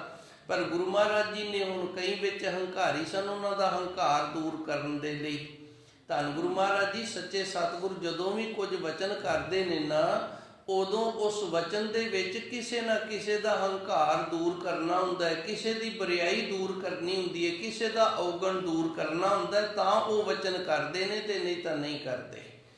ਹੁਣ ਗੁਰੂ ਮਹਾਰਾਜ ਜੀ ਦੀ ਨਿਗਾਹ ਦੇ ਵਿੱਚ ਸਨ ਵੀ ਕਈ ਇਸ ਤਰ੍ਹਾਂ ਦੇ ਨੇ ਜਿਹੜੇ ਆਪਣੇ ਆਪ ਨੂੰ ਬੜਾ ਵਿਦਵਾਨ ਸਮਝਦੇ ਨੇ, ਬੜੇ ਗਿਆਨੀ ਸਮਝਦੇ ਨੇ, ਬੜੇ ਅਰਥਕਾਰ ਸਮਝਦੇ ਨੇ, ਤੇ ਗੁਰੂ ਮਹਾਰਾਜ ਜੀ ਨੇ ਉਹਨਾਂ ਦਾ ਹੰਕਾਰ ਦੂਰ ਕਰਨ ਦੇ ਲਈ ਹੁਕਮ ਕਰ ਦਿੱਤਾ ਵੀ ਸਾਨੂੰ ਇੱਕ ਤੁਕ ਦੇ ਅੰਦਰ ਜਾਂ ਕੁਝ ਸ਼ਬਦਾਂ ਦੇ ਅੰਦਰ ਧੰਨ ਗੁਰੂ ਮਹਾਰਾਜ ਜੀ ਦਾ ਪੂਰਨ ਗਿਆਨ ਹੈ ਨਾ ਜਿਹੜਾ, ਇਹ ਦੱਸਣ ਵਾਲਾ ਕੋਈ ਹੋਵੇ। ਤੇ ਅਸੀਂ ਉਹਦੇ ਤੇ ਬੜੇ ਪ੍ਰਸੰਨ ਹੋਵਾਂਗੇ। ਸਾਰੇ ਚੁੱਪ ਕਰਕੇ, ਇੱਕ ਘਾਈ ਸੀਗਾ, ਉਹਨੇ ਦੋਵੇਂ ਹੱਥ ਜੋੜ ਲਏ ਤੇ ਬੇਨਤੀ ਕੀਤੀ, ਕਹਿੰਦਾ ਸੱਚੇ ਸਤਿਗੁਰੂ ਜੀ ਮੈਂ ਦੱਸਾਂਗਾ ਤਾਂ ਜੇ ਤੁਸੀਂ ਮੇਰੇ ਸੀਸ ਤੇ ਮਿਹਰ ਪ੍ਰਿਆਤ ਰੱਖੋਗੇ, ਜੇ ਤੁਹਾਡੀ ਕਿਰਪਾ ਹੋਏਗੀ, ਤੁਹਾਡੀ ਰਹਿਮਤ ਹੋਏਗੀ, ਫਿਰ ਦੱਸਿਆ ਜਾਏਗਾ, ਨਹੀਂ ਤਾਂ ਨਹੀਂ ਦੱਸਿਆ ਜਾਏਗਾ। ਗੁਰੂ ਮਹਾਰਾਜ ਜੀ ਨੇ ਕਿਹਾ ਚੰਗਾ ਵੀ ਗੁਰਮੁਖਾ ਸੀ ਤੇਰੇ ਤੇ ਪ੍ਰਸੰਨ ਖੁਸ਼ ਹਾਂ, ਤੂੰ ਦੱਸ। ਤੇ ਉਹਨੇ ਉਚਾਰਨ ਕੀਤਾ ਇੱਕ ਓੰਕਾਰ ਸਤਿਗੁਰ ਪ੍ਰਸਾਦ। ਕਹਿੰਦਾ ਜੀ ਇਹਦੇ ਵਿੱਚ ਹੀ ਸਾਰਾ ਕੁਝ ਆ ਜਾਂਦਾ, ਇਹੀ ਗਿਆਨ ਹੈ। ਉਸੇ ਤਰ੍ਹਾਂ ਇਸ ਤੁਕ ਦੇ ਵਿੱਚ ਵੀ ਇਹੀ ਗਿਆਨ ਹੈ। ਸੱਚੇ ਸਤਿਗੁਰ ਦੀ ਸ਼ਰਨ ਹੈ ਜਿਹੜੀ, ਜਿਨ੍ਹਾਂ ਨੇ ਇਹਦਾ ਆਸਰਾ ਲੈ ਲਿਆ ਨਾ, ਫਿਰ ਉਹਨਾਂ ਨੂੰ ਕਮੀ ਕੋਈ ਨਹੀਂ ਰਹਿੰਦੀ। ਸਤਿਗੁਰ ਦਿੱਤੀ ਤੁਸ ਕੇ, ਤੇ ਗੁਰੂ ਜਦੋਂ ਪ੍ਰਸੰਨ ਹੁੰਦਾ ਉਦੋਂ ਆਪਣੀ ਸ਼ਰਨ ਦਾ ਆਸਰਾ ਦਿੰਦਾ ਹੈ। ਤੇ ਇੱਕ ਓੰਕਾਰ ਸਤਿਗੁਰ ਪ੍ਰਸਾਦ, ਇਹਦੇ ਅਰਥ ਵੀ ਆਪਾਂ ਇਹ ਕਰਦੇ ਹਾਂ, ਸਤਿਗੁਰ ਪ੍ਰਸਾਦ ਸੱਚੇ ਸਤਿਗੁਰ ਦੀ ਕਿਰਪਾ ਦੇ ਨਾਲ ਇੱਕ ਓੰਕਾਰ ਦੀ ਪ੍ਰਾਪਤੀ ਹੁੰਦੀ ਹੈ। ਇੱਕ ਓੰਕਾਰ ਦੀ ਜਿਹੜੀ ਪ੍ਰਾਪਤੀ ਹੈ ਇਹ ਸੱਚੇ ਸਤਿਗੁਰ ਦੀ ਕਿਰਪਾ ਦੇ ਨਾਲ ਹੁੰਦੀ ਹੈ, ਰਹਿਮਤ ਹੁੰਦੀ ਹੈ। ਜਦੋਂ ਗੁਰ ਤਰੁੱਠਦਾ, ਗੁਰੂ ਰਹਿਮਤ ਕਰਦਾ ਹੈ, ਗੁਰੂ ਪ੍ਰਸੰਨ ਹੁੰਦਾ, ਤੇ ਫਿਰ ਪ੍ਰਭੂ ਪਰਮਾਤਮਾ ਦੀ ਪ੍ਰਾਪਤੀ ਹੁੰਦੀ ਹੈ। ਹੁਣ ਇਸ ਪਾਵਨ ਸ਼ਬਦ ਦੇ ਅੰਦਰ ਗੁਰੂ ਮਹਾਰਾਜ ਜੀ ਇਸ ਤੁਕ ਦੇ ਅੰਦਰ ਵੀ ਇਹੀ ਕਿਰਪਾ ਕਰਦੇ ਨੇ, ਸਾਨੂੰ ਦੱਸਦੇ ਨੇ ਹਰ ਚਰਨ ਕਮਲ ਕੀ ਟੇਕ, ਹਰੀ ਪਰਮਾਤਮਾ ਦੇ ਚਰਨਾਂ ਕਮਲਾਂ ਦਾ ਜਿਹੜਾ ਆਸਰਾ ਹੈ, ਸਤਿਗੁਰ ਦਿੱਤੀ ਤੁਸ ਕੈ ਬਲਰਾਮ ਜੀਓ। ਇਹ ਹਰੀ ਪਰਮਾਤਮਾ ਦੇ ਚਰਨਾਂ ਕਮਲਾਂ ਦਾ ਆਸਰਾ ਦੇਣ ਵਾਲਾ ਕੌਣ ਹੈ? ਸਤਿਗੁਰ। ਸਤਿਗੁਰ ਦਿੱਤੀ, ਸੱਚੇ ਸਤਿਗੁਰ ਦਿੰਦੇ ਨੇ ਉਸ ਪ੍ਰਭੂ ਪਰਮਾਤਮਾ ਦੇ ਚਰਨਾਂ ਕਮਲਾਂ ਦਾ ਆਸਰਾ। ਤੇ ਦਿੰਦੇ ਕਿਵੇਂ ਨੇ? ਤੁਸ ਕੈ ਬਲਰਾਮ ਜੀਓ, ਜਦੋਂ ਖੁਸ਼ ਹੋ ਜਾਂਦੇ ਨੇ ਨਾ ਗੁਰਸਿੱਖ ਤੇ ਫਿਰ ਉਹਨੂੰ ਪ੍ਰਭੂ ਪਰਮਾਤਮਾ ਦੇ ਚਰਨਾਂ ਕਮਲਾਂ ਦਾ ਆਸਰਾ ਦਿੰਦੇ ਹਨ ਜੀ। ਹਰ ਅੰਮ੍ਰਿਤ ਭਰੇ ਭੰਡਾਰ, ਸਭ ਕਿਛ ਹੈ ਘਰ ਤਿਸ ਕੈ ਬਲਰਾਮ ਜੀਓ। ਹਰੀ ਪਰਮਾਤਮਾ ਇਹ ਅੰਮ੍ਰਿਤ ਦੇ ਭੰਡਾਰਾਂ ਦਾ ਭਰਿਆ ਹੋਇਆ ਹੈ। ਵਾਹਿਗੁਰੂ ਪਰਮਾਤਮਾ ਇਹ ਨਾਮ ਦੇ ਅੰਮ੍ਰਿਤ ਦੇ ਭੰਡਾਰਾਂ ਦਾ ਭਰਿਆ ਹੋਇਆ ਹੈ। ਸਭ ਕੁਛ ਹੈ ਘਰ ਤਿਸ ਕੇ, ਇਹਦੇ ਘਰ ਸਾਰਾ ਕੁਝ ਹੀ ਹੈ। ਬਲਰਾਮ ਜੀਓ, ਹੇ ਰਮੇ ਹੋਏ ਵਾਹਿਗੁਰੂ ਜੀ, ਅਸੀਂ ਤੇਰੇ ਤੋਂ ਵਾਰਨੇ ਬਲਿਹਾਰਨੇ ਜਾਂਦੇ ਹਾਂ, ਕਿਉਂਕਿ ਤੇਰੇ ਘਰ ਤੋਟ ਕੋਈ ਵੀ ਨਹੀਂ, ਕਮੀ ਕੋਈ ਵੀ ਨਹੀਂ ਹੈ। ਸਾਰਾ ਕੁਝ ਨਾਮ ਦੇ ਅੰਮ੍ਰਿਤ ਦੇ ਭੰਡਾਰ ਜੋ ਆਪ ਜੀ ਨੇ ਭਰੇ ਹੋਏ ਹਨ ਜੀ। ਬਾਬੁਲ ਮੇਰਾ ਬੜ ਸਮਰੱਥਾ, ਕਰਨ ਕਾਰਨ ਪ੍ਰਭ ਹਾਰਾ। ਬਾਬੁਲ ਦਾ ਅਰਥ ਹੁੰਦਾ ਪਿਤਾ। ਜਦੋਂ ਕਿਸੇ ਪੁੱਤਰ ਦਾ ਪਿਤਾ ਜਿਹੜਾ ਉਹ ਸਮਰੱਥ ਹੋਵੇ ਨਾ, ਸਮਰੱਥਾ ਵਾਲਾ ਹੋਵੇ, ਤੇ ਫਿਰ ਬੱਚੇ ਦੀ ਜਿਹੜੀ ਪਰਵਰਿਸ਼ ਹੈ ਨਾ ਉਹ ਵੀ ਬੜੀ ਵਧੀਆ ਹੋ ਜਾਂਦੀ ਹੈ। ਬੱਚੇ ਦਾ ਪਾਲਣ ਪੋਸ਼ਣ ਹੈ ਜਿਹੜਾ ਉਹ ਵੀ ਬੜਾ ਵਧੀਆ ਹੋਏਗਾ। ਫਿਰ ਬੱਚੇ ਦੀ ਜਿਹੜੀ ਪੜ੍ਹਾਈ ਹੈ ਉਹ ਵੀ ਬੜੀ ਵਧੀਆ ਹੋਏਗੀ, ਕਿਉਂਕਿ ਪਿਤਾ ਸਮਰੱਥ ਹੈ। ਪਿਤਾ ਦੇ ਕੋਲ ਗੁੰਜਾਇਸ਼ ਹੈ, ਉਹ ਬੱਚੇ ਨੂੰ ਪਾਲਦਾ ਪੋਸ਼ਦਾ ਵੀ ਬੜਾ ਵਧੀਆ ਹੈ, ਤੇ ਫਿਰ ਉਹਨੂੰ ਚੰਗੇ ਸਕੂਲ ਦੇ ਵਿੱਚ ਸਟੱਡੀ ਪੜ੍ਹਾਈ ਵੀ ਫਿਰ ਮਿਲ ਜਾਂਦੀ ਹੈ। ਇਸੇ ਤਰ੍ਹਾਂ ਫਿਰ ਜਦੋਂ ਪਿਤਾ ਸਮਰੱਥ ਹੈ ਤੇ ਫਿਰ ਉਹਨੂੰ ਚੰਗੀ ਨੌਕਰੀ ਤੇ ਵੀ ਲਵਾ ਦਿੰਦਾ ਹੈ, ਤੇ ਉਹ ਬੱਚਾ ਜਿਹੜਾ ਉਹ ਅੱਗੇ ਆਪਣਾ ਜੀਵਨ ਜਦੋਂ ਜਿਉਂਦਾ ਉਹ ਸੁੱਖ ਦੇ ਨਾਲ ਜਿਉਂਦਾ ਹੈ। ਪਿਤਾ ਦੀ ਸਮਰੱਥਾ ਹੁਣ ਪੁੱਤਰ ਨੂੰ ਪ੍ਰਾਪਤ ਹੋ ਗਈ ਹੈ। ਮੈਂ ਇੱਥੇ ਗੱਲ ਲੈ ਕੇ ਆਉਣੀ ਸੀ। ਪਿਤਾ ਸਮਰੱਥ ਸੀ, ਉਹਨੇ ਆਪਣੀ ਸਮਰੱਥਾ ਦੇ ਨਾਲ ਚੰਗੇ ਪਾਲਣ ਪੋਸ਼ਣ ਨੇ ਜਿਹੜੇ ਉਹ ਬੱਚੇ ਦੇ ਕੀਤੇ ਨੇ, ਉਹਨੂੰ ਸਰੀਰਕ ਪ੍ਰਕਾਰ ਦੀ ਕੋਈ ਕਮੀ ਨਹੀਂ ਰਹਿਣ ਦਿੱਤੀ, ਸਾਰੇ ਪ੍ਰਕਾਰ ਦੀ ਖਾਦ ਖੁਰਾਕ ਮਿਲੀ ਏ। ਫਿਰ ਚੰਗੇ ਪਿਤਾ ਨੇ ਬੱਚੇ ਨੂੰ ਚੰਗੇ ਸਕੂਲ ਦੇ ਵਿੱਚ ਪੜ੍ਹਾਇਆ ਏ, ਚੰਗੀ ਪੜ੍ਹਾਈ ਹੋਈ ਏ, ਤੇ ਫਿਰ ਚੰਗੀ ਨੌਕਰੀ ਤੇ ਵੀ ਉਹਨੇ ਲਵਾ ਦਿੱਤਾ ਹੈ। ਹੁਣ ਜਿੰਦੇ ਸਮਰੱਥ ਪਿਤਾ ਸੀ, ਪੁੱਤਰ ਵੀ ਉਹਦੇ ਸਮਰੱਥ ਹੋ ਗਿਆ। ਇਹ ਗੱਲ ਗੁਰੂ ਮਹਾਰਾਜ ਜੀ ਇੱਥੇ ਸੱਚੇ ਸਤਿਗੁਰ ਦੱਸਦੇ ਨੇ। ਬਾਬੁਲ ਮੇਰਾ ਵੱਡ ਸਮਰੱਥਾ, ਸਾਡਾ ਪਿਤਾ ਕੌਣ ਹੈ? ਧੰਨ ਗੁਰੂ ਗ੍ਰੰਥ ਸਾਹਿਬ ਜੀ ਮਹਾਰਾਜ, ਤੇ ਇਹ ਸਮਰੱਥਾ ਵਾਲੇ ਨੇ। ਇਹ ਸਾਡੇ ਅੰਦਰ ਗਿਆਨ ਦੀ ਜਿਹੜੀ ਹੈ ਨਾ ਉਹ ਪੜ੍ਹਾਈ ਕਰਾ ਦਿੰਦੇ ਨੇ, ਤੇ ਅਧਿਆਤਮਿਕ ਦਾ ਜਿਹੜਾ ਜੀਵਨ ਹੈ ਇਹ ਪਾਲਣ ਪੋਸ਼ਣ ਕਰਦੇ ਨੇ, ਤੇ ਉਸ ਪ੍ਰਭੂ ਪਰਮਾਤਮਾ ਦੇ ਦਰ ਦੇ ਸੰਤ ਬਣਾ ਦਿੰਦੇ ਨੇ। ਇਹ ਸਾਨੂੰ ਨੌਕਰੀ ਲਵਾ ਦਿੰਦੇ ਨੇ। ਤੇ ਹੁਣ ਜੇ ਪਿਤਾ ਸ਼ਰਾਬ ਪੀਂਦਾ ਹੋਵੇ ਤੇ ਪੁੱਤਰ ਵਿਚਾਰਾ ਆਖੇ ਬਾਪੂ ਮੈਂ ਫੀਸ ਲੈ ਕੇ ਜਾਣੀ ਹੈ, ਤੇ ਪਿਓ ਨੇ ਆਖਣਾ ਉਹ ਤਾਂ ਰਾਤ ਮੈਂ ਪੀ ਲਈ ਸੀ ਤੇ ਕੁਝ ਲੋਕਾਂ ਨੇ ਕੱਢ ਲਏ ਨੇ ਤੇ ਕੁਝ ਭਾਈ ਖਰਚ ਹੋ ਗਏ ਨੇ। ਵਿਚਾਰੇ ਫੀਸ ਤੋਂ ਹੀ ਕਈ ਬੱਚੇ ਇਸ ਤਰ੍ਹਾਂ ਦੇ ਨੇ, ਦਾਸ ਦੇ ਸਾਹਮਣੇ ਆਏ ਨੇ, ਉਹ ਪੜ੍ਹਨ ਦੇ ਵਿੱਚ ਬੜੇ ਹੁਸ਼ਿਆਰ ਹੁੰਦੇ ਸਨ, ਪਰ ਉਹਨਾਂ ਦੀ ਮਾਵਾਂ ਦੀ ਮਜਬੂਰੀ ਹੋ ਜਾਂਦੀ ਸੀ ਵੀ ਇਹਦਾ ਪਿਓ ਤਾਂ ਜੀ ਸ਼ਰਾਬ ਪੀਂਦਾ, ਕਰਦਾ ਕੁਝ ਨਹੀਂ, ਤੇ ਮੈਂ ਲੋਕਾਂ ਦੇ ਘਰੇ ਭਾਂਡੇ ਮਾਂਜਦੀ, ਇਹਨੂੰ ਕਿਸੇ ਦੁਕਾਨ ਤੇ ਲਾ ਦਿਆਂਗੀ, 4 ਪੈਸੇ ਆ ਜਾਣਗੇ, ਸਾਡਾ ਮਾਂ ਪੁੱਤਾਂ ਦਾ ਡੰਗ ਜਿਹੜਾ ਉਹ ਸਰਨ ਲੱਗ ਜਾਏਗਾ। ਹੁਣ ਪਿਤਾ ਸਮਰੱਥ ਨਹੀਂ ਹੈਗਾ ਨਾ, ਤੇ ਪੁੱਤਰ ਦੀ ਜਿਹੜੀ ਕੁਆਲਿਟੀ ਹੈ ਉਹ ਫੇਲ ਹੋ ਗਈ ਹੈ। ਕਿੰਨਾ ਵੀ ਪੜ੍ਹਾਈ ਦੇ ਵਿੱਚ ਹੁਸ਼ਿਆਰ ਹੈ, ਜਦੋਂ ਪੜ੍ਹਾਉਣ ਵਾਲਾ ਹੀ ਕੋਈ ਨਹੀਂ, ਖਰਚਾ ਲਾਉਣ ਵਾਲਾ ਕੋਈ ਨਹੀਂ, ਤੇ ਦੱਸੋ ਕਿਵੇਂ ਪੜ੍ਹੇਗਾ? ਨਹੀਂ ਪੜ੍ਹ ਸਕਦਾ ਨਾ। ਧੰਨ ਗੁਰੂ ਜੀ ਰਹਿਮਤ ਕਰਦੇ ਨੇ। ਇਸੇ ਤਰ੍ਹਾਂ ਧੰਨ ਗੁਰੂ ਗ੍ਰੰਥ ਸਾਹਿਬ ਜੀ ਤਾਂ ਸਮਰੱਥ ਨੇ, ਪਰ ਕਈ ਵਾਰੀ ਸਿੱਖਾਂ ਦੇ ਵਿੱਚ ਕਮੀ ਆ ਜਾਂਦੀ। ਸਾਚਾ ਸਤਿਗੁਰ ਕੇ ਕਰੇ, ਭਗਤ ਕਬੀਰ ਜੀ ਦਾ ਫਰਮਾਨ ਹੈ। ਉਹਨਾਂ ਨੇ ਦੱਸਿਆ ਵੀ ਸੱਚਾ ਸਤਿਗੁਰ ਵੀ ਕੀ ਕਰੇ, ਜੋ ਸਿੱਖਾਂ ਮੈਂ ਚੁੱਕ। ਜਦੋਂ ਸਿੱਖ ਹੀ ਵਿਚਾਰੇ ਇਸ ਤਰ੍ਹਾਂ ਦੇ ਨੇ, ਉਹਨਾਂ ਨੇ ਗੁਰੂ ਦੇ ਗਿਆਨ ਨੂੰ ਲੈਣਾ ਨਹੀਂ, ਗੁਰੂ ਦੇ ਗਿਆਨ ਦੇ ਉੱਤੇ ਤੁਰਨਾ ਨਹੀਂ, ਤੇ ਫਿਰ ਸੱਚਾ ਸਤਿਗੁਰ ਕੀ ਕਰੇ? ਉਹਨੇ ਤਾਂ ਸਿੱਖ ਹੀ ਦੇਣੀ ਹੈ ਨਾ। ਹੁਣ ਦੂਜੇ ਪਾਸੇ ਆ ਜਾਓ, ਮਾਤਾ ਪਿਤਾ ਸਮਰੱਥ ਨੇ, ਖਰਚਾ ਲਾ ਦਿੰਦੇ ਨੇ, ਪਰ ਪੁੱਤਰ ਹੈ ਜਿਹੜਾ ਉਹ ਸਕੂਲ ਜਾਣ ਦੀ ਬਜਾਏ ਨਾ ਕਿਤੇ ਹੋਰ ਹੀ ਤੁਰਿਆ ਫਿਰਦਾ। ਅੱਜ ਕੱਲ੍ਹ ਮੌਲ ਬੜੇ ਬਣੇ ਨੇ, ਕਿਸੇ ਮੌਲ 'ਚ ਜਾ ਵੜਦਾ, ਉੱਥੇ ਟਾਈਮ ਪਾਸ ਕਰ ਜਾਂਦਾ, ਕਿਤੇ ਪਿਕਚਰ, ਪੜ੍ਹਾਈ ਨਹੀਂ ਕਰਦਾ, ਤੇ ਫਿਰ ਉਹਨੇ ਫੇਲ ਹੀ ਹੋਣਾ। ਹੁਣ ਦੱਸੋ ਮਾਤਾ ਪਿਤਾ ਕੀ ਕਰਨਗੇ? ਉਹ ਤਾਂ ਫਿਰ ਇਹੀ ਆਖਣਗੇ ਨਾ, ਭਾਈ ਅਸੀਂ ਤਾਂ ਇਹਨਾਂ ਨੂੰ ਫੀਸ ਦੇ ਸਕਦੇ ਹਾਂ, ਪੜ੍ਹਨਾ ਤਾਂ ਇੰਨਾ ਹੀ ਨੇ ਨਾ। ਸੋ ਧੰਨ ਗੁਰੂ ਜੀ ਰਹਿਮਤ ਕਰਦੇ ਨੇ, ਬਾਬੁਲ ਮੇਰਾ ਵੱਡ ਸਮਰੱਥਾ, ਮੇਰਾ ਸੱਚਾ ਸਤਿਗੁਰ ਧੰਨ ਗੁਰੂ ਗ੍ਰੰਥ ਸਾਹਿਬ ਜੀ ਸਮਰੱਥਾ ਵਾਲੇ ਨੇ। ਕਰਨ ਕਾਰਨ ਪ੍ਰਭ ਹਾਰਾ, ਕਰਨ ਕਾਰਨ, ਕਾਰਨ ਹੈ ਜਿਹੜਾ, ਇਹਦੇ ਨਾਲ ਕਰਨ ਹੁੰਦਾ ਹੈ। ਪਹਿਲੋਂ ਕਾਰਨ ਬਣਦਾ ਹੈ, ਤੇ ਫਿਰ ਜਿਹੜੀ ਇਹਨਾਂ ਉਹ ਕਿਰਿਆ ਹੁੰਦੀ ਹੈ। ਪ੍ਰਭ ਹਾਰਾ, ਇਹ ਵਾਹਿਗੁਰੂ ਪਰਮਾਤਮਾ ਇਹ ਕਰਨ ਵਾਲਾ ਏ। ਇਹ ਪਰਮਾਤਮਾ ਸੱਚੇ ਸਤਿਗੁਰ ਆਪ ਕਰਦੇ ਹਨ ਜੀ। ਜਿਸ ਸਿਮਰਤ ਦੁਖ ਕੋਈ ਨ ਲਾਗੈ, ਭਉ ਜਲ ਪਾਰ ਉਤਾਰਾ। ਜਿਸ ਪ੍ਰਭੂ ਪਰਮਾਤਮਾ ਦਾ ਸਿਮਰਨ ਕੀਤਿਆਂ ਕੋਈ ਕਿਸੇ ਪ੍ਰਕਾਰ ਦਾ ਦੁੱਖ ਨਹੀਂ ਲੱਗਦਾ ਮਨੁੱਖ ਨੂੰ, ਤੇ ਸੰਸਾਰ ਭੋਜਲ ਦੇ ਵਿੱਚੋਂ ਵੀ ਉਹਦਾ ਪਾਰ ਉਤਾਰਾ ਹੋ ਜਾਂਦਾ ਹੈ। ਦੁੱਖ ਕਿਹੜੇ ਨੇ? 5 ਵਿਕਾਰ ਨੇ ਜਿਹੜੇ, ਇਹ ਦੁੱਖ ਨੇ ਮਨੁੱਖ ਦੇ। ਕਾਮ, ਕ੍ਰੋਧ, ਲੋਭ, ਮੋਹ, ਹੰਕਾਰ, ਇਹ ਬੁਰਾਈਆਂ ਨੇ, ਇਹ ਦੁੱਖ ਨੇ। ਇਹਨਾਂ ਤੋਂ ਕਿਸੇ ਨੇ ਸੁੱਖ ਨਹੀਂ ਪਾਇਆ। ਜਿਸ ਸਿਮਰਤ ਦੁੱਖ ਕੋਈ ਨਾ ਲਾਗੇ, ਜਦੋਂ ਅਸੀਂ ਪ੍ਰਭੂ ਪਰਮਾਤਮਾ ਦਾ ਨਾਮ ਸਿਮਰਦੇ ਹਾਂ ਸੱਚੇ ਤੇ ਸੁੱਚੇ ਮਨ ਦੇ ਨਾਲ, ਫਿਰ ਇਹ ਬੁਰਾਈਆਂ ਜਿਹੜੀਆਂ ਨੇ ਨਾ ਵਾੜ ਹੋ ਜਾਂਦੀ ਹੈ, ਇਹ ਲੱਗਦੀ ਹੀ ਨਹੀਂ। ਭੌਜਲ ਪਾਰ ਉਤਾਰਾ, ਇਹ ਸੰਸਾਰ ਹੈ ਜਿਹੜਾ, ਇਹਦੇ ਤੋਂ ਗੁਰੂ ਪਾਰ ਕਰਨ ਵਾਲਾ ਹੈ ਜੀ। ਆਦ ਜੁਗਾਦ ਭਗਤਨ ਕਾ ਰਾਖਾ, ਉਸਤਤ ਕਰ ਕਰ ਜੀਵਾ। ਆਦਿ ਕਾਲ ਤੋਂ, ਸ਼ੁਰੂ ਤੋਂ, ਜੁਗਾਦ, ਫਿਰ ਜੁਗਾਂ ਦੇ ਪ੍ਰਾਰੰਭ ਦੇ ਵਿੱਚ ਭਗਤਨ ਕਾ ਰਾਖਾ, ਉਹ ਭਗਤੀ ਕਰਨ ਵਾਲਿਆਂ ਦੀ ਆਪ ਰੱਖਿਆ ਕਰਦਾ ਹੈ। ਹਰ ਯੁਗ ਯੁਗ ਭਗਤੋ ਪਾਇਆ, ਪੈਜ ਰੱਖਦਾ ਆਇਆ। ਉਹ ਪ੍ਰਭੂ ਪਰਮਾਤਮਾ ਨੇ ਹਰ ਯੁਗ ਦੇ ਵਿੱਚ ਆਪਣੇ ਨਾਮ ਜਪਣ ਵਾਲੇ ਭਗਤ ਵੀ ਪੈਦਾ ਕੀਤੇ ਨੇ, ਤੇ ਭਗਤ ਕਰਨ ਵਾਲਿਆਂ ਦੀ ਰੱਖਿਆ ਵੀ ਕੀਤੀ ਹੈ। ਹੁਣ ਧਰੂਪ ਭਗਤ ਸੀ, ਉਹਦੀ ਵੀ ਰੱਖਿਆ ਕੀਤੀ, ਪ੍ਰਹਲਾਦ ਦੀ ਰੱਖਿਆ ਕੀਤੀ। ਭਾਈ ਮੰਝ ਨੂੰ ਧੰਨ ਗੁਰੂ ਅਰਜਨ ਦੇਵ ਜੀ ਨੇ ਆਪ ਜਾ ਕੇ ਖੂਹ ਦੇ ਵਿੱਚੋਂ ਕੱਢਣਾ ਕੀਤਾ। ਇਸ ਤਰ੍ਹਾਂ ਭਾਈ ਬਹਿਲੋ ਜੀ ਉਹਨਾਂ ਨੂੰ ਸੱਚੇ ਸਤਿਗੁਰੂ ਨੇ, ਉਹ ਵੀ ਗਲਤ ਰਸਤੇ ਤੇ ਚੱਲ ਪਏ ਸਨ, ਸਖੀ ਸਰਵਰ ਦੇ ਪੁਜਾਰੀ ਹੋ ਗਏ ਸਨ, ਤੇ ਧੰਨ ਗੁਰੂ ਅਰਜਨ ਦੇਵ ਜੀ ਨੇ ਉਹਨਾਂ ਨੂੰ ਹੁਕਮਨਾਮਾ ਭੇਜਿਆ, ਗੁਰਮੁਖ ਪਿਆਰਿਆ, ਤੇਰੇ ਨਾਲ ਸਾਡਾ ਕਈਆਂ ਜਨਮਾਂ ਦਾ ਸੰਬੰਧ ਹੈ, ਤੇ ਐਤਕੀ ਤੂੰ ਰਸਤਾ ਜਿਹੜਾ ਉਹ ਬੜਾ ਗਲਤ ਚੁਣ ਲਿਆ, ਮਾਰਗ ਹੋਰ ਚੁਣ ਲਿਆ, ਤੂੰ ਆ ਜਾ ਸਾਡੇ ਪਾਸ। ਆਦ ਜੁਗਾਦ ਭਗਤਨ ਕਾ ਰਾਖਾ, ਉਹ ਪ੍ਰਭੂ ਪਰਮਾਤਮਾ ਭਗਤੀ ਕਰਨ ਵਾਲਿਆਂ ਦਾ, ਨਾਮ ਜਪਣ ਵਾਲਿਆਂ ਦਾ ਹਰ ਸਮੇਂ ਦੇ ਵਿੱਚ ਰਾਖਾ ਬਣ ਕੇ ਰੱਖਿਆ ਕਰਦਾ। ਕਰ ਕਰ ਜੀ, ਉਸਤਤ ਕਰ ਕਰ ਜੀਵਾਂ। ਇਹ ਵਾਹਿਗੁਰੂ ਜੀ, ਇਹ ਤੇਰੀਆਂ ਵਡਿਆਈਆਂ ਨੇ, ਇਹ ਵਡਿਆਈਆਂ ਕਰਨ ਦੇ ਨਾਲ ਸਾਡਾ ਜਿਹੜਾ ਜੀਵਨ ਹੈ ਉਹ ਬਣਦਾ ਹੈ ਜੀ। ਨਾਨਕ ਨਾਮ ਮਹਾਰਸ ਮੀਠਾ, ਅਣ ਦਿਨ ਮਨ ਤਨ ਪੀਵਾ। ਅੱਗੇ ਧੰਨ ਗੁਰੂ ਜੀ ਰਹਿਮਤ ਕਰਦੇ ਨੇ, ਹੇ ਪ੍ਰਭੂ ਪਰਮਾਤਮਾ, ਤੇਰਾ ਜਿਹੜਾ ਨਾਮ ਹੈ ਨਾ, ਇਹ ਮਹਾਰਸ, ਸਭ ਤੋਂ ਵੱਡਾ ਮਠਾਸ ਵਾਲਾ ਹੈ, ਮਿੱਠਾ ਹੈ। ਇਹ ਮਠਾਸ ਇੱਕ ਤਾਂ ਅਸੀਂ ਮੂੰਹ ਦੇ ਵਿੱਚ ਪਾਉਂਦੇ ਹਾਂ, ਜਦੋਂ ਸੰਗ ਤੋਂ ਥੱਲੇ ਹੋ ਜਾਂਦੀ ਹੈ ਤੇ ਫਿਰ ਪਤਾ ਹੀ ਨਹੀਂ ਲੱਗਦਾ ਵੀ ਕਿੰਨਾ ਕੁ ਮਿੱਠਾ ਸੀ, ਕਿਸ ਤਰ੍ਹਾਂ ਦਾ ਸੀ, ਉਹ ਮਠਾਸ ਖਤਮ ਹੋ ਜਾਂਦੀ ਹੈ।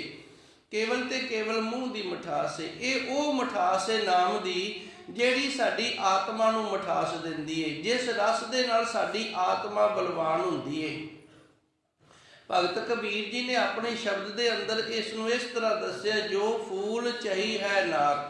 ਨਾਰ ਦਾ ਅਰਥ ਇੱਥੇ ਪਾਣੀ ਹੈ। ਕਹਿੰਦਾ ਜਿਵੇਂ ਇੱਕ ਫੁੱਲ ਹੈ ਨਾ, ਉਹ ਖੜਾਓ ਦੇ ਵਿੱਚ ਤਾਂ ਆਏਗਾ, ਉਹਦੇ ਚੋਂ ਸੁਗੰਧੀ ਤਾਂ ਆਏਗੀ ਜੇ ਉਹਨੂੰ ਪਾਣੀ ਮਿਲਦਾ ਰਹੇਗਾ ਤਾਂ। ਜੇ ਫੁੱਲ ਨੂੰ ਪਾਣੀ ਨਹੀਂ ਮਿਲਿਆ ਨਾ ਫਿਰ ਉਹ ਸੁੱਕ ਜਾਵੇਗਾ। ਜਦੋਂ ਸੁੱਕ ਜਾਵੇਗਾ ਤੇ ਫਿਰ ਉਹਦੇ ਚੋਂ ਸੁਗੰਧੀ ਕੀ ਆਉਣੀ ਹੈ? ਸੁਗੰਧੀ ਨਹੀਂ ਆਏਗੀ। ਉਸੇ ਤਰ੍ਹਾਂ ਸਾਡੇ ਮਨ ਨੂੰ ਪ੍ਰਭੂ ਪਰਮਾਤਮਾ ਦਾ ਨਾਮ ਰਸ ਇਹ ਮਿਲਦਾ ਰਹੇਗਾ ਤੇ ਇਹਦੇ ਚੋਂ ਨਾਮ ਦੀ ਸੁਗੰਧੀ ਜਿਹੜੀ ਉਹ ਬਣਦੀ ਰਹੇਗੀ, ਉਹ ਆਉਂਦੀ ਰਹੇਗੀ। ਨਾਨਕ ਨਾਮ ਮਹਾਰਸ ਮੀਠਾ। ਧੰਨ ਗੁਰੂ ਨਾਨਕ ਦੇਵ ਜੀ ਦਾ ਵਾਹਿਗੁਰੂ ਨਾਮ ਜਿਹੜਾ ਬਖਸ਼ਿਸ਼ ਕੀਤਾ ਹੋਇਆ ਹੈ, ਇਹ ਸਾਡੇ ਰੂਹ ਦੀ, ਆਤਮਾ ਦੀ, ਮਨ ਦੀ ਖੁਰਾਕ ਹੈ ਤੇ ਸ੍ਰੇਸ਼ਟ ਰਸ ਵਾਲਾ, ਮਠਾਸ ਵਾਲਾ ਹੈ। ਅਣਦਿਨ ਮਨ ਤਨ ਪੀਵਾਂ। ਹੇ ਮੇਰੇ ਸੱਚੇ ਸਤਿਗੁਰ ਜੀ, ਮੈਂ ਦਿਨ ਤੇ ਰਾਤ ਮਨ ਕਰਕੇ ਤੇ ਤਨ ਕਰਕੇ ਤੇਰੇ ਨਾਮ ਰਸ ਨੂੰ ਪੀਣਾ ਕਰਾਂ ਜੀ।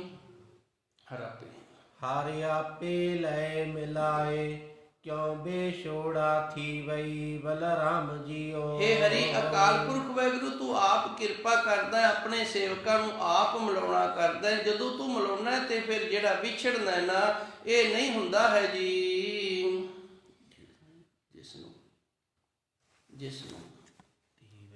जिसनों तेरी टेक हर आपे ले मिलाए। ਹਰ ਆਪੇ ਲੈ ਮਿਲਾਏ, ਕਿਉ ਬੇਛੋੜਾ ਥੀ ਵਈ ਬਲਰਾਮ ਜੀਓ। हे हरि परमात्मा, जदों तू आप सानू मिला लेना ते फिर विछोड़ा क्यों होवे जी। ਜਿਸਨੋ ਤੇਰੀ ਟੇਕ ਸੋ ਸਦਾ ਸਦ ਜੀਵਈ ਬਲਰਾਮ ਜੀਓ। जिस गुरमुख प्यारे नू तेरा आसरा बन गया, जिसने तेरा आसरा ले लिया, उसका सदा सदीवी भाव वो अमर हो जाता है जी। ਤੇਰੀ ਟੇਕ ਤੁਝੈ ਤੇ ਪਾਈ, ਸਾਚੇ ਸਿਰਜਣਹਾਰਾ। हे परमात्मा, तेरा जेड़ा आसरा है ना, वो तेरे तो ही प्राप्त हुंदा है। तू ही सानू देना है, साचे सिरजनहारा, तू सच्ची सिरजना करने वाला है। तेरे तो बिना, तेरे दिते तो बिना सानू आसरा नहीं मिलता। जिवें एक बच्ची सी अपने पिता दे नाल जा रही सी, अगे कोई नाला आ गया, उहदे ते ना आसरा जिहड़ा रखे एक लकड़ दा रखे है ते इहने पिता ने आख्या, पुत्र तू मेरा हथ घुट के फड़ ला, किते इत्थे तिलक के डिग ना पवी। एक लकड़ जी रखी है ते इहदे तो नाला आपां ने पास करना है। बच्ची बड़ी सियाणी सी, उम्र दी छोटी सी पर सियाणी बड़ी सी। अपने पिता नूं कहंदी, पिता जी तुसी मेरा हथ फड़ो, मैनू तुहाडे ते भरोसा है, जे तुसी मेरा हथ फड़ोगे ना ते फिर मैं जे तिलक भी पवांगी ते तुसी मैनू डिगण नहीं देना, ते जे मैं तुहाडा हथ फड़िया ते फिर हो सकदा मैं तिलक भी पवां ते हथ भी छुट जावे। सो धन गुरु जी रहमत करदे ने, तेरी टेक तुझे ते पाई। हे सच्चे सतगुरु, साडे हथ नूं तू फड़, साडी बाह नूं तू फड़। साचे सिरजनहारा, तू सच्ची सिरजना करन वाला है। जदों तू साडी बाह फड़ेगा ते फिर छड्डेगा नहीं जी। जिस ते खाली कोई नाही, ऐसा प्रभु हमारा। जिस तो खाली कोई भी नहीं, भावें वो पापी है ते भावें पुन्नी है, वो प्रभु परमात्मा है सारियां दे विच। इस तरह वो सारियां दे विच व्यापक होया है जी। संत जना मिल मंगल गाया, दिन रैन आस तुम्हारी। गुरमुख प्यारे सत संगत दे विच आण के प्रभु परमात्मा दे जस नूं गायन करदे ने, उहदे नाम नूं जपदे ने। दिन रैन आस तुम्हारी, ते सत संगियां नूं दिन ते रात हे प्रभु परमात्मा तेरा ही आसरा हुंदा है जी। सफल दर्श भेटिया गुरपूरा, नानक सद बलिहारी। जिन्हां ने परिपूर्ण गुरु नूं प्राप्त कर लिया, उन्हां दा ਜਿਹੜਾ ਦਰਸ਼ਨ ਹੈ ਉਹ ਸਫਲ ਹੋ ਗਏ। ਸੱਚੇ ਸਤਿਗੁਰ ਦੇ ਦਰਸ਼ਨਾਂ ਦੇ ਵਿੱਚ ਬੜੀ ਵੱਡੀ ਸਫਲਤਾ ਹੈ। ਸਫਲ ਦਰਸ਼ਨ ਭੇਟਿਆ ਗੁਰਪੂਰਾ। ਪੂਰੇ ਗੁਰੂ ਦੀ ਪ੍ਰਾਪਤੀ, ਪੂਰੇ ਗੁਰੂ ਦੇ ਦਰਸ਼ਨ ਨੇ ਜਿਹੜੇ, ਇਹ ਸਾਡੇ ਜੀਵਨ ਨੂੰ ਸਫਲ ਕਰ ਦਿੰਦੇ ਨੇ। ਨਾਨਕ ਸਦ ਬਲਿਹਾਰੀ। ਧੰਨ ਗੁਰੂ ਜੀ ਰਹਿਮਤ ਕਰਦੇ ਨੇ, ਹੇ ਮੇਰੇ ਪਰਮਾਤਮਾ, ਹੇ ਮੇਰੇ ਵਾਹਿਗੁਰੂ ਜੀ, ਅਸੀਂ ਤੇਰੇ ਤੋਂ ਸਦਾ ਹੀ ਵਾਰਨੇ ਬਲਿਹਾਰਨੇ ਜਾਂਦੇ ਹਾਂ। ਇਤਨੀ ਕੁ ਸੇਵਾ ਸੰਗਤ ਨੇ ਪ੍ਰਵਾਨ ਕਰਨੀ।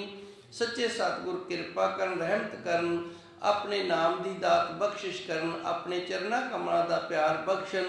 सच्चे सतगुर प्रीत दे नाल, प्रेम दे नाल अपने दर की सेवा करन दी समर्था इस दे जोग बनाओ। देहो सज्जन आसीसड़िया, जो होवे सहब स्यो मेल। संत जना